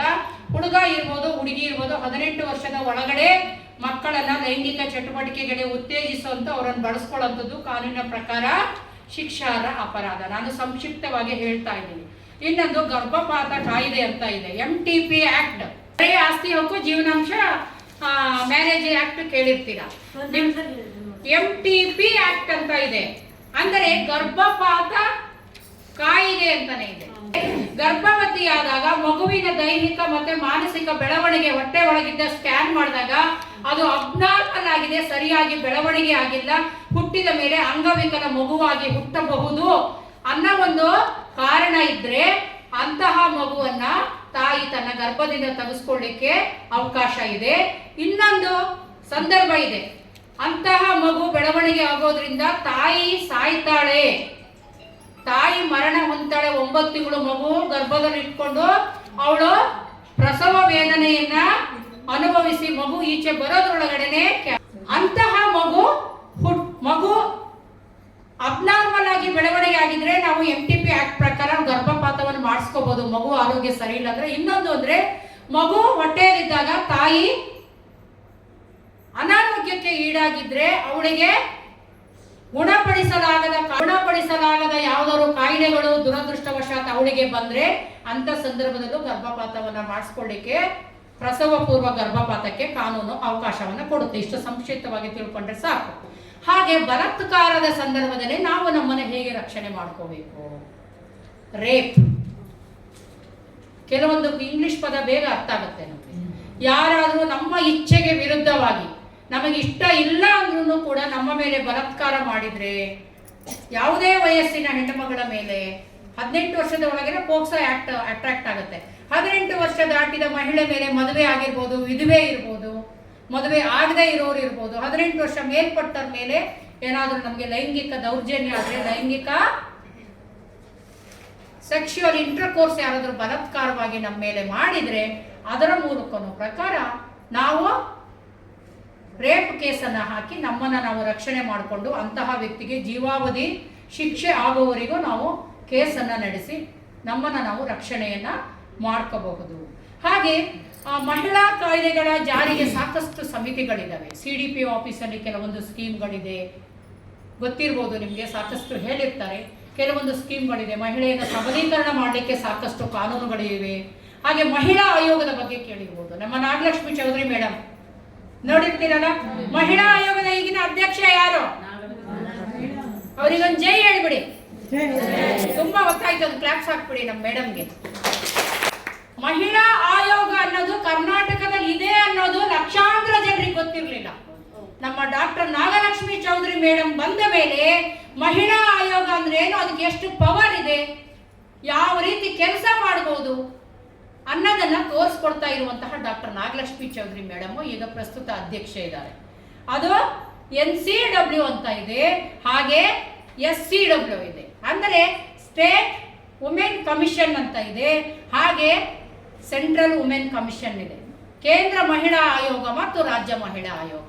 ನಿಮ್ಮ ಮಹಿಳಾ ಮಕ್ಕಳ ಇಲಾಖೆ ಅಂದ್ರೆ ಮಹಿಳೆಯರು ಮಕ್ಕಳಿಗಷ್ಟೇ ಸಮಸ್ಯೆ ಆದ್ರೆ ಇಲಾಖೆ ಇರುತ್ತೆ, ಆದ್ರೆ ಪುರುಷರದಾದ್ರೆ ಪುರುಷರದೇ ಇರುತ್ತೆ. ಈ ತರ ಡಿವೈಡ್ ಅಂಡ್ ರೂಲ್ ಪಾಲಿಸಿ ತರ ಅವರಿಗೆ ಒಂದು ಅಧಿಕಾರ ವಿಕೇಂದ್ರೀಕರಣ ಇರುತ್ತೆ. ಮಹಿಳಾ ಆಯೋಗಕ್ಕೆ ಪರಿಪೂರ್ಣವಾದ ಅಧಿಕಾರ ಇರುತ್ತೆ. ಯಾವ ಆಸ್ಪತ್ರೆ ರೈಡ್ ಮಾಡ್ಬೋದು ಅವರು, ಆಸ್ಪತ್ರೆಯಲ್ಲಿ ಅಲ್ಲಿ ಮೆಡಿಸಿನ್ ಇಲ್ಲ ಅಂದರೆ ಕೇಳ್ಬೋದು, ಹಾಸ್ಟೆಲ್ಗಳನ್ನು ವಿಸಿಟ್ ಮಾಡ್ಬೋದು, ಶಾಲೆ ಕಾಲೇಜುಗಳನ್ನು ವಿಸಿಟ್ ಮಾಡ್ಬೋದು. ಮಹಿಳಾ ಆಯೋಗ ಮಹಿಳೆಯರಿಗೆ ಎಲ್ಲೆಲ್ಲಿ ಅಡೆತಡೆ ಆಗ್ತಾ ಇದೆ, ಹಾಗೆ ಯಾವುದೇ ಒಂದು ಗೃಹದಲ್ಲಿ ಅವರಿಗೆ ಫೋನ್ ಆಯಿತು, ಯಾರೋ ಮನೇಲಿ ಸಮಸ್ಯೆ ಆಗಿದೆ ಅಂದರೆ ಅಲ್ಲಿಗೂ ದಿಢೀರ್ ದಾಳಿ ಮಾಡಿ ಅಲ್ಲಿ ಅವರು ಇನ್ವೆಸ್ಟಿಗೇಷನ್ ರಿಪೋರ್ಟ್ ರೆಡಿ ಮಾಡಿಕೊಂಡು ಸಂಬಂಧಪಟ್ಟ ಇಲಾಖೆ ಕಳಿಸ್ಬೋದು. ಹೀಗೆ ತುಂಬ ವಿಶಾಲವಾದ ಅಧಿಕಾರ ವ್ಯಾಪ್ತಿ ಇತ್ತು. ಆದರೆ ಮಹಿಳಾ ಆಯೋಗ ಇದೆ ಅನ್ನೋದೇ ಗೊತ್ತಿರಲಿಲ್ಲ. ಆ ರೀತಿ ನಿಷ್ಕ್ರಿಯವಾಗಿದ್ದಂಥ ಮಹಿಳಾ ಆಯೋಗಕ್ಕೆ ಹೊಸ ಕಳೆಯನ್ನು ತಂದುಕೊಟ್ಟರು ಡಾಕ್ಟರ್ ನಾಗಲಕ್ಷ್ಮಿ ಚೌಧರಿ ಮೇಡಮ್, ಪ್ರಸ್ತುತ ಮಹಿಳಾ ಅಧ್ಯಕ್ಷರು. ಫೇಸ್ಬುಕ್ಕಲ್ಲಿ ಹೋಗಿ ನೀವು ಡಾಕ್ಟರ್ ಫ್ರೀ ಇದ್ದಾಗ ಡಾಕ್ಟರ್ ನಾಗಲಕ್ಷ್ಮಿ ಚೌಧರಿ ಅಂತ ಹೊಡಿರಿ, ಮಹಿಳಾ ಆಯೋಗ ಅಂತ ಹೊಡಿರಿ. ಅವ್ರು ಏನೇನು ಮಾಡ್ತಾ ಇದ್ದಾರೆ ನೋಡಿದ್ರೆ ನಿಮ್ಗೊಂದು ಇನ್ಸ್ಪಿರೇಷನ್ ಬರುತ್ತೆ, ನಾವು ಏನು ಮಾಡಬಹುದು ಅಂತ. ಹಾಗೆ ಇನ್ನೊಂದು ಕಾನೂನಿನ ಬಗ್ಗೆ ಹೇಳ್ತಾ ಇದ್ದೀನಿ, ವರದಕ್ಷಿಣೆ ನಿಷೇಧ ಕಾನೂನು. ಸಾಕಷ್ಟು ಆದ್ರೆ ನೀವು ವರದಕ್ಷಿಣೆಯನ್ನ ಇಸ್ಕೊಳ್ಳೋದು ತಪ್ಪು ಅಂತ ತಿಳ್ಕೊಂಡಿದ್ದೀರಿ. ವರದಕ್ಷಿಣೆ ಕೊಡೋದು ತಪ್ಪು, ಕೊಟ್ಟೋರು ಜೈಲಿಗೆ ಹೋಗ್ತಾರೆ ಅಂತ ಎಷ್ಟು ಜನ ಗೊತ್ತು? ಕೈ ಎತ್ತಿ. ವರದಕ್ಷಿಣೆಯನ್ನ ತಗೊಳ್ಳೋದು ತಪ್ಪು, ವರದಕ್ಷಿಣೆಯನ್ನ ಕೊಡೋದು ತಪ್ಪು ಅನ್ನೋದು ಎಷ್ಟು ಜನ ಗೊತ್ತಿದೆ? ಎಲ್ರಿಗೂ ಗೊತ್ತಿದೆ ಅಲ್ಲ? ನನ್ನ ಕೆಲಸ ಸುಲಭ ಆಗಿದೆ ಹಾಗಾದ್ರೆ. ಯಾಕೆಂದ್ರೆ ವರದಕ್ಷಿಣೆಯನ್ನ ಕೇಸ್ ಹಾಕ್ಬಿಡೋದು, ಎಲ್ಲ ಸರಿ ಹೋಗ್ಲಿಲ್ಲ ಅಂದ್ರೆ ಕೇಸ್ ಹಾಕಿ, ಇಷ್ಟು ತಗೊಂಡ್ರು, ಅಷ್ಟು ತಗೊಂಡ್ರು, ಬೆಳ್ಳಿ ತಗೊಂಡ್ರು, ಬಂಗಾರ ತಗೊಂಡ್ರು, ಎಲ್ಲ ಕೇಸ್ ಹಾಕ್ಬಿಡೋದು. ಆದ್ರೆ ಎಷ್ಟೋ ಜನ ವಕೀಲರು ನಾವು ಒಂದೊಂದ್ಸಲ ತಪ್ಪು ಮಾಡ್ಬಿಡ್ತೀವಿ. ನೀವು ಹೇಳ್ಬರ್ಸ ತಪ್ಪು ಮಾಡ್ತೀರಿ. ನಮಗೆ ಕೊಡ್ಲಿಕ್ಕೆ ತಾಕತ್ತಿಲ್ಲ, ಸಾಮರ್ಥ್ಯ ಇಲ್ಲ ಅಂದ್ರೂ ಕೂಡ ಬಲಾತ್ಕಾರವಾಗಿ ಕೇಳಿ ತಗೊಂಡ್ರು ಅಂದ್ರೆ ಮಾತ್ರ ನೀವು ಬಚಾವ್ ಆಗ್ತೀವಿ. ಇಲ್ಲ ಅಂದ್ರೆ ನೀವು ಹಾಕಿರೋ ಕೇಸ್ ನಿಮ್ಗೆ ರಿವರ್ಸ್ ನಡೆಯುತ್ತೆ. ನಮಗ್ ಕೊಡಕ್ಕಾಗಲ್ಲ, ಸಿಂಪಲ್ ಮ್ಯಾರೇಜ್ ಅಂತೇಳಿ ಮತ್ತೆ ಗ್ರ್ಯಾಂಡ್ ಮ್ಯಾರೇಜ್ ಮಾಡ್ಕೊಂಡ್ರು ಅಂತಾನೋ ಆ ತರ ಹೇಳ್ಕೊಂಡ್ರೆ ನೀವು ಬಚಾರ. ವರದಕ್ಷಿಣೆ ಇಸ್ಕೊಳ್ಳೋದು ತಪ್ಪಿದೆಯಲ್ಲ, ವರದಕ್ಷಿಣೆಯನ್ನ ಕೊಡೋದು ಇದೆಯಲ್ಲ, ಹೆಣ್ಣು ಹೆತ್ತವರು ಅವ್ರು ಕೇಳಿದ್ದೆಲ್ಲ ಕೊಡೋದಿದೆಯಲ್ಲ, ಸ್ಯಾಂಕ್ಷನ್ ಮಾಡೋದು, ಅದು ಪ್ರಕಾರ ಕಾನೂನು ಪ್ರಕಾರ ತಪ್ಪಿದೆ. ನಾವು ಜೈಲಿಗೆ ಹೋಗೋ ಸಂದರ್ಭ ಇರುತ್ತೆ. ಹಾಗಾಗಿ ಇದನ್ನ ಚೆನ್ನಾಗಿ ಅರ್ಥ ಮಾಡ್ಕೊಡಿ. ಹಾಗೆ ಇನ್ನೊಂದು ಕಾನೂನು ಮಹಿಳಾ ಸಂಬಂಧದ್ದು ಪೋಷ್ ಆಕ್ಟ್ ಅಂತ ಇದೆ. ಕೇಳಿದ್ದೀರಾ ಇದನ್ನ? ಪೋಷ್ ಆಕ್ಟ್ 2013 ಬಂದಿದೆ. ಏನ್ ಮೇಡಮ್ ಅಂತ ಹೇಳ್ಬಿಡಿ. ನೀವು ಅರ್ಥ ಮಾಡ್ಕೊಂಡ್ರೆ ಅದನ್ನ ನಾನು ನೆಕ್ಸ್ಟ್ ಇಂಪ್ರೂವ್ ಮಾಡ್ಕೋತೀನಿ. ಹೇಳಿ. ಫ್ಯಾಕ್ಟ್ರಿಗಳಲ್ಲಿ ಹೆಣ್ಮಕ್ಳಿಗೆ ಏನಾರ ಇದು ಆಫೀಸರ್ ಏನಾದ್ರು ತೊಂದರೆ ಆದ್ರೆ ಅವರು ಆಕ್ಟ್ ಪ್ರಕಾರ ಅವ್ರ ಮೇಲೆ ಕ್ರಮ ತಗೊಂತಾರೆ. Sexual harassment act workplace ಅಂತ ಹೇಳ್ತಾರೆ. ಅವರು ಕೆಲಸ ಮಾಡುವ ಜಾಗದಲ್ಲಿ ಮಹಿಳೆಯರಿಗೆ ಏನಾದ್ರು ಹೊರಗಡೆ ಅಲ್ಲ, ಸಿಟಿ ಬಸ್ ಅಲ್ಲಿ ಅಲ್ಲ, ನಡ್ಕೊಂಡು ಹೋಗಾಗ ಅಲ್ಲ, ಬೇರೆ ಬೇರೆ ಕಾನೂನು ಇದೆ. ಪಬ್ಲಿಕ್ ಪ್ಲೇಸ್ ಅಲ್ಲಿ ಆದ್ರೆ ಸಮಸ್ಯೆ ಆದ್ರೆ ಇದೆ. ಒಬ್ಬಳ ಎಂಪ್ಲಾಯಿ ಆಗಿರ್ಬೇಕು, ಅವಳು ದಿನಗೂಲಿ ನೌಕರಳು ಇರ್ಬೋದು, ಇಲ್ಲ ಕಾಯಂ ನೌಕರಳೆ ಇರ್ಬೋದು. ವರ್ಕ್ ಮಾಡುವ ಜಾಗದಲ್ಲಿ ಆಕೆಯ ಮೇಲೆ ದೌರ್ಜನ್ಯ ಆಯಿತು ಅಂತಂದ್ರೆ ಆಕೆ ಪೋಷ್ ಆಕ್ಟ್ 2013ರಲ್ಲಿ ತನ್ನನ್ನು ತಾನು ರಕ್ಷಣೆ ಮಾಡ್ಕೊಳ್ಬಹುದು. ಆ ಒಂದು ಸಂಸ್ಥೆ ಇರ್ಬೋದು, ಫ್ಯಾಕ್ಟ್ರಿ ಇರ್ಬೋದು, ಅಂದ್ರೆ ಕಾರ್ಖಾನೆಗಳಿರ್ಬೋದು, ಆ ಒಂದು 5ಕ್ಕಿಂತ ಹೆಚ್ಚು ಮಹಿಳೆಯರಲ್ಲಿ ಕೆಲಸ ಮಾಡ್ತಾ ಇದ್ದಾರೆ, ಅಲ್ಲೊಂದು ಪೋಷ್ ಕಮಿಟಿ ಅಂತ ಮಾಡಿರ್ಬೇಕು, ಒಂದು ಕಮಿಟಿ ಅಂತ ಸೆಟಪ್ ಮಾಡಿರ್ಬೇಕು. ಅದರಲ್ಲಿ ಮ್ಯಾನೇಜರು, ಪ್ರಿನ್ಸಿಪಾಲು ಯಾರು ಇರ್ತಾರಲ್ಲ ಅವ್ರು ಹೆಡ್ ಇರಬೇಕು. ಎಲ್ಲ ಶಾಲೆ ಕಾಲೇಜುಗಳಲ್ಲೂ ಇರಬೇಕು ಅಂತ ಇದೆ ಇದು. ಈ ರೀತಿ ಒಂದು ಕಮಿಟಿ ಇರಬೇಕು ಹೆಣ್ಮಕ್ಳಿಗೆ ದೌರ್ಜನ್ಯ ಆದರೆ ಅಂತ. ಅದರಲ್ಲಿ ನಾವು ಆ ಕಮಿಟಿಗೆ ಅದರ ಇಂಟರ್ನಲ್ ಆಗಿ ನಡೆಯುತ್ತೆ. ಆ ಕಮಿಟಿ ಬಾಸಿಗೆ ನಾವು ಒಂದು ಅಪ್ಲಿಕೇಶನ್, ಇಂಥವ್ರು ಇಂಥ ಗಂಟೆಲಿ ಇಂಥ ರೀತಿ ನಮಗೆ ಟಾರ್ಚರ್ ಮಾಡೋದು ಅಂತ ನೀವು ಕೇಳ್ಕೊಂಡ್ರೆ ಅವರ ಮೇಲೆ ಎನ್ಕ್ವೈರಿ ಮಾಡಿ ತಪ್ಪಿತಸ್ಥ ಅಂತ ಕಂಡು ಬಂದರೆ ಅವರು ಒಂದು ಕಚೇರಿ ಲೆವೆಲಲ್ಲೇ ಒಂದು ರಿಪೋರ್ಟನ್ನು ಮಾಡಿ ಅಲ್ಲೂ ಕೂಡ ಪೊಲೀಸ್ ಸ್ಟೇಷನ್ಗೆ ಒಂದು ರಿಪೋರ್ಟನ್ನು ಕಲಿಸಿ ನೀವು ಮುಂದಿನ ಆ್ಯಕ್ಷನ್ ತಗೊಳ್ಬೋದು ಅಂತ ಹೇಳಿ ರಿಪೋರ್ಟ್ ಹಾಕ್ಬೋದು. ಕಚೇರಿಯರೇ ತಪ್ಪು ಮಾಡಿದ್ದಾನೆ ಅಂತ ಕಂಡು ಹಿಡಿದ್ರೆ ಪೊಲೀಸ್ನ ಕೆಲಸ ಸುಲಭ ಆಗುತ್ತೆ ಅಲ್ವಾ? ಹಾಗಾಗಿ ಆ ರೀತಿನೂ ಒಬ್ಬರು ಶಿಕ್ಷೆ ಮಾಡಲಿಕ್ಕೆ ಅವಕಾಶ ಇದೆ. ಹಾಗೆ ಮಹಿಳೆಯರ ಗೌರವಕ್ಕೆ ಧಕ್ಕೆ ಉಂಟು ಮಾಡುವಂತೆ ಯಾರೋ ಸ್ಟೇಟ್ಮೆಂಟ್ ಕೊಟ್ಬಿಡೋದು ಆಯ್ತಲ್ಲ. ಬೆಳಗಾವಿ ವಿಧಾನಸೌಧದಲ್ಲಿ ಯಾರ ಮೇಲೆ ಹೇಳಿದ್ರು? ಲಕ್ಷ್ಮೀ ಹೆಬ್ಬಾಳ್ಕರ್ ಮೇಲೆ, ನಮ್ಮ ಸಚಿವೆ ಮೇಲೆ ಹೇಳಿದ್ರಲ್ಲ. ಏನಂತ ಹೇಳ್ರಿ? ಒಬ್ರು MLA ನೆನಪಿದೆಯಾ? ಬೆಳಗಾವಿಯಲ್ಲಿ ಹೇಳಿದ್ರಲ್ಲ, ಕೇಸ್ ನಡೀತಾ ಇದೆಯಲ್ಲ, ಏನ್ ಹೇಳಿದ್ರಿ ಹೇಳಿ? ಮಹಿಳಾ ಮತ್ತೆ ಮಕ್ಕಳ ಕಲ್ಯಾಣ ಇದು ಸಚಿವೆ ಈಗಿನವ್ರು ಇದಾರಲ್ಲ ಅವ್ರ ಮೇಲೆ ಹೇಳಿದ್ರಲ್ಲ. ಒಂದು ಅವಳು ವ್ಯಭಿಚಾರಿ ಅಂತ ಹೇಳಿದ್ರು ಒಬ್ರು MLA. ಕಳೆದ ವಿಧಾನಸೌಧ ಸಮ್ಮೇಳನ ನಡೀತಾ ಇತ್ತು, ಬೆಳಗಾಮಲ್ಲಿ ನಡೀತಾ ಇರುವಾಗ ಅದು ಕೇಸ್ ಆಗಿ ಕೇಸ್ ನಡೀತಾ ಇದೆ. ವಿಧಾನಸೌಧದ ಗ್ಯಾಲರಿಯಲ್ಲಿ ಅವ್ರು ಏನೋ ಹಿಂಗೆ ಚರ್ಚೆ ಮಾಡ್ತಾ ಇದ್ರು. ಅವಳು ವ್ಯಭಿಚಾರಿಣಿ ಅಂತ ಹೇಳ್ಬಿಟ್ರು ಒಬ್ಬಳು ಮಿನಿಸ್ಟ್ರಿಗೆನೆ. ಮಿನಿಸ್ಟ್ರಿ ಮಾತ್ರ ಕಾನೂನು ಇರೋದಂತ ಕೇಳ್ಬೇಡಿ. ಅದಕ್ಕೆ ಎಕ್ಸಾಂಪಲ್ ಕೊಡ್ತಾ ಇದ್ದೀನಿ, ನೀವು ಗಮನಿಸಿರ್ಬೋದು, ನ್ಯೂಸ್ ಕೇಳಿ ಮರ್ತೋಗಿರುತ್ತೆ. ಆದರೆ ಆ ರೀತಿ ನಮಗೆ ಅವಮಾನ ಆಗೋ ರೀತಿ, ನಮ್ಮ ವ್ಯಕ್ತಿತ್ವಕ್ಕೆ ಧಕ್ಕೆ ಬರುವ ರೀತಿಯಲ್ಲಿ, ಅಗೌರವ ತೋರುವ ರೀತಿಯಲ್ಲಿ ಯಾರಾದರೂ ಸ್ಟೇಟ್ಮೆಂಟ್ ಕೊಡೋದು, ವಾಟ್ಸಪ್ಪಲ್ಲಿ ಬಿಡೋದು, ಫೇಸ್ಬುಕ್ಕಲ್ಲಿ ಬಿಡೋದು, ಪೇಪರಲ್ಲಿ ಸುಳ್ಳೆ ನಮ್ಮ ಮೇಲೆ ಎಲ್ಲ ಬರ್ಸಿದ್ರೆ ಏನಾಗುತ್ತೆ ಹೇಳಿ? ಅದರ ಮೇಲೂ ಕೂಡ ನಾವು ಕ್ರಮವನ್ನು ತಗೊಳ್ಳಿಕ್ಕೆ ಕಾನೂನು ನಮಗೆ ಅವಕಾಶವನ್ನು ಕೊಡುತ್ತೆ. ಹಾಗೆ ಇನ್ನೊಂದು ನಾನು ಹೇಳಲೇಬೇಕು, ಸಂವಿಧಾನದಲ್ಲಿ ನಮಗೆ ಕೆಲವೊಂದು ಹಕ್ಕುಗಳಿವೆ. ಮಹಿಳಾ ಹಕ್ಕುಗಳು, ಮಹಿಳಾ ಸಬಲೀಕರಣ, ಮಹಿಳಾ ಮತ್ತು ಮಕ್ಕಳ ಕಲ್ಯಾಣ ಇಲಾಖೆ ಇಷ್ಟನ್ನೇ ನಾವು ತಿಳ್ಕೊಂಡ್ವಿ. ಆದರೆ ಮಹಿಳೆಯರಿಗೆ ಸಂವಿಧಾನದತ್ತವಾದ ಕೆಲವು ಹಕ್ಕುಗಳಿವೆ. ಎಲ್ಲ ದೇಶದಲ್ಲಿ ಜಾರಿಗೆ ಬಂದಿರುವಂತಹ ಕಾಯ್ದೆ ಕಾನೂನುಗಳು ಸಂವಿಧಾನ ಪುಸ್ತಕದ ಆಧಾರದಲ್ಲೇ ಬರುವಂಥದ್ದು. ಸಂವಿಧಾನ ಪುಸ್ತಕದ ಆಧಾರದಲ್ಲೇ ಮಹಿಳೆಯರಿಗೆ ಯಾವ ಕಾನೂನು, ಮಕ್ಕಳಿಗೆ ಯಾವ ಕಾನೂನು, ಆಸ್ತಿ ವಿಚಾರದಲ್ಲಿ ಯಾವ ಕಾನೂನುಗಳು, ದೇವಸ್ಥಾನಗಳ ಯಾವ ಥರ ಕಾನೂನುಗಳು, ರಕ್ಷಣೆ ಮಾಡ್ಕೋಬೇಕಂದ್ರೆ ಯಾವ ಥರ ಕಾನೂನುಗಳು, ಪ್ರತಿ ಒಂದು ಹಂತದಲ್ಲೂ ಯಾವ ರೀತಿ ಕಾನೂನುಗಳು, ಎಲೆಕ್ಷನ್ ಹೆಂಗೆ ನಡಿಬೇಕು, ರಾಷ್ಟ್ರಪತಿ ಹೆಂಗೆ ಆಯ್ಕೆ ಮಾಡಬೇಕು, ಪ್ರಧಾನಮಂತ್ರಿ ಹೆಂಗೆ ಆಯ್ಕೆ ಮಾಡಿ, ಪ್ರತಿಯೊಂದು ಸಂವಿಧಾನದಲ್ಲಿ ಬರೆದಿರೋ ರೀತಿಯೇ ನಮ್ಮಲ್ಲಿ ಆಡಳಿತ ನಡೀತಾ ಇರುವಂಥದ್ದು.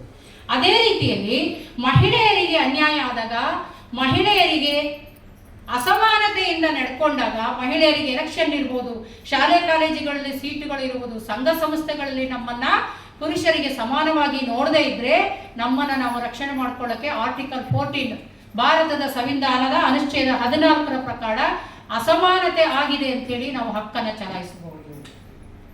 ಹಾಗೆ ಆರ್ಟಿಕಲ್ 15 ಇಂಡಿಯನ್ ಕಾನ್ಸ್ಟಿಟ್ಯೂಷನ್ ಆರ್ಟಿಕಲ್ 15 ಅಲ್ಲಿ ಮಹಿಳೆಯರಿಗೆ ವಿಶೇಷವಾದ ಪ್ರಾತಿನಿಧ್ಯಗಳು ಇರಬೇಕು, ಪುರುಷರಿಗೆ ಸಮಾನಾಗಿ ಇರಬೇಕು ಅಂತೇಳಿ ಆರ್ಟಿಕಲ್ 15 ಹೇಳುತ್ತೆ. ಸಂವಿಧಾನದಲ್ಲೇ ಇರೋದ್ರಿಂದ ನಮಗೆ ಯಾರಾದರೂ ಸರಿಯಾಗಿ ನಮ್ಮ ಸಮಾಜದಲ್ಲಿ ನಮ್ಮ ಹಕ್ಕುಗಳಿಗೆ ಧಕ್ಕೆ ಆಯಿತು, ಎಲೆಕ್ಷನಲ್ಲಿ ನಮ್ಮ ರಿಸರ್ವೇಷನಲ್ಲಿ ಗಂಡಸರು 10 ಜನ ನಿಂತು ನಮಗೆ 3 ಜನ, ನಮಗೆ 4 ಜನ, ಈ ಥರ ಪ್ರಪೋರ್ಷನೇಟ್ ಆಗಿ ನಮಗೆ ಸೀಟ್ ಸಿಗಲಿಲ್ಲ, ಮಾಡಿಲ್ಲ, ಧಕ್ಕೆ ಆಯಿತು ಅಂತ ಆದರೂ ನೀವೇನು ಮಾಡ್ಬೋದು? ರಿಟ್ ಪಿಟಿಷನ್ ಅನ್ನು ಹಾಕ್ಕೊಂಡ್ರೆ, ನ್ಯಾಯಾಲಯಕ್ಕೆ ಹೋದರೆ ಎಷ್ಟು ಜನ ನಿಲ್ಲಬೇಕು, ಎಷ್ಟು ಪಂಚಾಯಿತಿ ಇದೆ, ಎಷ್ಟು ಡಿವೈಡ್ ಮಾಡಿದ್ದಾರೆ, ಎಷ್ಟು ಕ್ಷೇತ್ರ ಇದೆ, ಪುರುಷರಿಗೆ ಎಷ್ಟು ಇರಬೇಕಿತ್ತು, ಮಹಿಳೆಯರಿಗೆ ಎಷ್ಟು ಇರಬೇಕಿತ್ತು, SC ಮಹಿಳೆಯರಿಗೆ ಎಷ್ಟು, ST ಮಹಿಳೆಯರಿಗೆ ಎಷ್ಟು, OBC ಮಹಿಳೆಯರಿಗೆ ಎಷ್ಟು, ಜನರಲ್ ಕ್ಯಾಟಗರಿ ಮಹಿಳೆಯರಿಗೆ ಎಷ್ಟು ಸೀಟನ್ನು ಕೊಡಬೇಕು ಅನ್ನೋದು ಪ್ರಪೋರ್ಷನೇಟ್ ತಪ್ಪಾಗಿದೆ ಅಂತ ನೀವು ರಿಟ್ ಪಿಟಿಷನ್ ಹಾಕ್ಕೊಂಡ್ರೆ ಆರ್ಟಿಕಲ್ 226 ಪ್ರಕಾರ, ಭಾರತದ ಸಂವಿಧಾನದ ಪ್ರಕಾರ ಬರೆದಿದ್ದು ಉಲ್ಲಂಘನೆ ಆಗಿದೆ ಅಂತ ಹೇಳಿ ನೀವು ರಿಟ್ ಪಿಟಿಷನ್ ಹಾಕ್ಕೊಂಡ್ರೆ ಅಂತ ಎಲೆಕ್ಷನ್ ಆದರೂ ಕೂಡ ರದ್ದಾಗುತ್ತೆ, ಮತ್ತೆ ಮರು ಚುನಾವಣೆಗೆ ಆದೇಶ ಆಗುತ್ತೆ. ಇದು ನಮ್ಮನ್ನು ನಾವು ರಾಜಕೀಯವಾಗಿ ರಕ್ಷಿಸಿಕೊಳ್ಳುವಂತಹ ಹಕ್ಕುಗಳು ಭಾರತದ ಸಂವಿಧಾನದಲ್ಲೇ ಇದೆ. ಹಾಗೆ ಮಹಿಳಾ ಉದ್ಯೋಗ ಕಾಯ್ದೆಗಳು, ಇದನ್ನು ಹೇಳ್ಬಿಡ್ತೀನಿ. ಆಮೇಲೆ ಮೆಟರ್ನಿಟಿ ಬೆನಿಫಿಟ್ಗಳು, ನಾವು ಪ್ರೆಗ್ನೆಂಟ್ ಇದ್ದಾಗ ಅಬಾರ್ಷನ್ ಆಯಿತು ಅಂದರೆ, ಜಾಬಲ್ಲಿ ಇದ್ದವರಿಗಾದರೆ ಎಷ್ಟು ದಿನ ರಜೆ ಸಿಗುತ್ತೆ ಹೇಳಿ? ಅಲ್ವಾ? ರಜಾ ಸಿಗತ್ತೆ ಅಬಾರ್ಷನ್ ಆದರೆ. ಅಂದರೆ 9 ತಿಂಗಳಿಗಿಂತ ಮುಂಚೆ ಎಲ್ಲರೂ ನಮ್ಗೆ ಅಬಾರ್ಷನ್ ಆಯಿತು ಅಂದರೂ ಕೂಡ ನಮಗೆ ರೆಸ್ಟಿಗೆ ಸರ್ಕಾರ ಅವಕಾಶವನ್ನು ಮಾಡಿಕೊಟ್ಟಿದೆ. ಯಾಕೆಂದ್ರೆ ಅದು ಡೆಲಿವರಿ ಆದಂಗೆ ಅಲ್ವಾ, 5 ತಿಂಗಳು, 6 ತಿಂಗಳು, 7 ತಿಂಗಳು ಈ ಥರ ಆದಾಗಲೂ ಕೂಡ ಡೆಲಿವರಿ ಆದಂಗೆ ಆಗುತ್ತೆ, ಬ್ಲಡ್ ಲಾಸ್ ಆಗಿರುತ್ತೆ, ಮತ್ತೆ ನಮ್ಮ ಸ್ಟ್ರೆಂತ್ ಎಲ್ಲ ರೀಗೈನ್ ಆಗಬೇಕು, ಪೌಷ್ಟಿಕಾಂಶಗಳು ದೇಹದಲ್ಲಿ ಬೆಳವಣಿಗೆ ಆಗಬೇಕು, ವಿಶ್ರಾಂತಿ ಬೇಕು ಅನ್ನೋದಕ್ಕೋಸ್ಕರ ಪ್ರಸವ ಪೂರ್ವ ಗರ್ಭಪಾತ ಆಯಿತು ಅಂದರೆ, ನಿಗದಿಪಡಿಸಿದಂಥ 9 ತಿಂಗಳು ಒಳಗಡೆ ಎಲ್ಲರೂ ಅಬಾರ್ಷನ್ ಆಯಿತು ಅಂದರೆ ಅದಕ್ಕೂ ಕೂಡ ವಿಶೇಷ ರಜೆಯ ಹಕ್ಕು ಬಂದಿದೆ. ಡೆಲಿವರಿ ಆದಾಗ 9 ತಿಂಗಳು ತುಂಬಿದಾಗ 6 ತಿಂಗಳು ಡೆಲಿವರಿ ರಜೆ ಅಂತ ಇದೆ, ನಿಮಗೆ ಗೊತ್ತಿದೆ. ಆರೈಕೆ ರಜೆ ಅಂತ ಬಂದಿದೆ, ಗೊತ್ತಿದೆ ಅಲ್ಲ? ಗಂಡನಿಗೂ ಹೆಂಡತಿ ಡೆಲಿವರಿ ಆದಾಗ 15 ದಿನಗಳ ಕಾಲ ಗಂಡನಿಗೂ ರಜೆ ಹಾಕೊಂಡು ನೋಡ್ಕೋಬೇಕಲ್ಲ. ಆ ಟೈಮಲ್ಲಿ ಆಸ್ಪತ್ರೆಯಲ್ಲಿ ಹೆಲ್ಪ್ಲೆಸ್ ಆಗಿ ಮಲಗಿರ್ತೀವಿ, ಡೆಲಿವರಿ ಆಗಿರೋ ಟೈಮಲ್ಲಿ ಅಪ್ಪನ ಪಾತ್ರವನ್ನು ನಿಭಾಯಿಸಬೇಕಂದ್ರೂ ಗಂಡನಿಗೂ ಕೂಡ ವಿಶೇಷವಾದ ರಜೆಯ ಹಕ್ಕುಗಳನ್ನು ದಯಪಾಲಿಸಿದೆ. ಇವೆಲ್ಲ ಕಾನೂನುಗಳ ಉದ್ದೇಶ ಏನು ಅಂದರೆ, ನಾವು ಆರೋಗ್ಯವಾಗಿ ಸಮಾಜದಲ್ಲಿ ಬದುಕಬೇಕು, ಗೌರವಯುತವಾಗಿ ಬದುಕಬೇಕು, ಸಮಾಜದಲ್ಲಿ ತಲೆ ಎತ್ತಿ ಬದುಕಬೇಕು, ಪುರುಷರಿಗೆ ಸಮಾನವಾಗಿ ಬದುಕಬೇಕು, ಬದುಕುವ ಹಕ್ಕನ್ನು ನಾವು ಚಲಾಯಿಸಿಕೊಂಡು ಬದುಕಬೇಕು, ನೆಮ್ಮದಿಯಾಗಿರಬೇಕು. ಇರುವುದೊಂದೇ ಜೀವನ.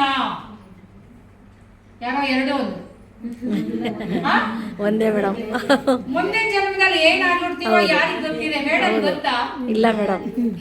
ಸೀಕ್ರೆಟ್ ಇದ್ರೆ ಹೇಳ್ಬಿಡಿ, ನಾನಿಲ್ಲಿ ಹೇಳ್ಬಿಡ್ತೀನಿ. ಗೊತ್ತಿಲ್ಲ.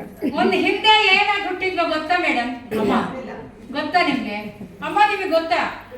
ಹಿಂದಿನ ಜನ್ಮದಲ್ಲಿ ಏನಾಗಿ ಹುಟ್ಟಿದ್ವಿ ಅಂತ ಗೊತ್ತಾ? ಇಲ್ಲ. ಮುಂದಿನ ಜನ್ಮ ಗೊತ್ತಾ? ಯಾರಿಗಾದ್ರೂ ಇದ್ರೆ ಸೀಕ್ರೆಟ್ ಹೇಳ್ಬಿಡಿ, ದಯವಿಟ್ಟು ಒಂದು ಚಾಕ್ಲೇಟ್ ಕೊಟ್ಬಿಡಿ. ಇಲ್ಲ ಮೇಡಮ್, ಹೇಳ್ಬಿಡಿ. ಅಲ್ಲ, ನನಗಂತೂ ಕೆಲವೊಂದು ಸೀಕ್ರೆಟ್, ಲಾಯರ್ ಅಂದ್ರೆ ಎಲ್ಲ ತಿಳ್ಕೊಂಡಿರಲ್ಲ, ಕೆಲವೊಂದು ಸೀಕ್ರೆಟ್ ನಮ್ಗೆ ಗೊತ್ತಿರಲ್ಲ. ಯಾರಿಗಾದ್ರು ಗೊತ್ತಿದ್ರೆ ಹೇಳ್ಬಿಡಿ. ಗೊತ್ತಾ? ಇಲ್ಲ ಮೇಡಮ್. ಬರುವುದೊಂದೇ ದಾರಿ ತಾಯಿಯ ಉದರದಿಂದ, ಹೋಗುವುದೊಂದೇ ದಾರಿ ಸ್ಮಶಾನದತ್ತ. ಗೊತ್ತಿಲ್ದಿರ್ತೀನಿ ಹಿಂಗೆ ಗೊತ್ತಾಗಿದ್ರೆ ಇನ್ನೂ ಹಾರಾಡ್ತೀನಿ. ಇನ್ನೆಷ್ಟು ಹಾರಾಡ್ತಿದ್ವೋ, ಇನ್ನೆಷ್ಟು ಮೆರಿತಿದ್ವೋ ಅಲ್ವಾ? ಗೊತ್ತಿಲ್ದಿರ್ತೀನಿ ಪಾಪಿ ಚಿರಾಯು ಅಂತ ಅದೇ. ಅಲ್ವಾ? ಯಾವತ್ತು ಯಾರು ಹೋಗ್ತೀವಿ ಅಂತ ಈಗಿನ ದಿನಗಳಲ್ಲಿ ಗೊತ್ತೇ ಇಲ್ಲ. ಡೇಟ್ ಯಾರ್ಯಾರಿಗೆ ಫಿಕ್ಸ್ ಆಗಿದೆಯೋ ಗೊತ್ತಿಲ್ಲ. ಗಾಡಿ ಹೋಗ್ತಾನೆ ಹಾರ್ಟ್ ಅಟ್ಯಾಕ್, ಹುಟ್ಟಿದ ಮಕ್ಕಳಿಗೆಲ್ಲ ಕ್ಯಾನ್ಸರ್ ಕಾಯಿಲೆಗಳು. ಈಗಿನ ಕಲುಷಿತ ವಾತಾವರಣ, ಪರಿಸ್ಥಿತಿ, ಪರಿಸರ ಕೆಟ್ಟು ಹೋಗಿರೋದ್ರಿಂದ ಯಾರ ಜೀವನ ಎಷ್ಟಕ್ಕೆ ನಿಗದಿ ಆಗಿದೆ ಅಂತ ಹೇಳೋದೇ ಕಷ್ಟ ಆಗಿದೆ.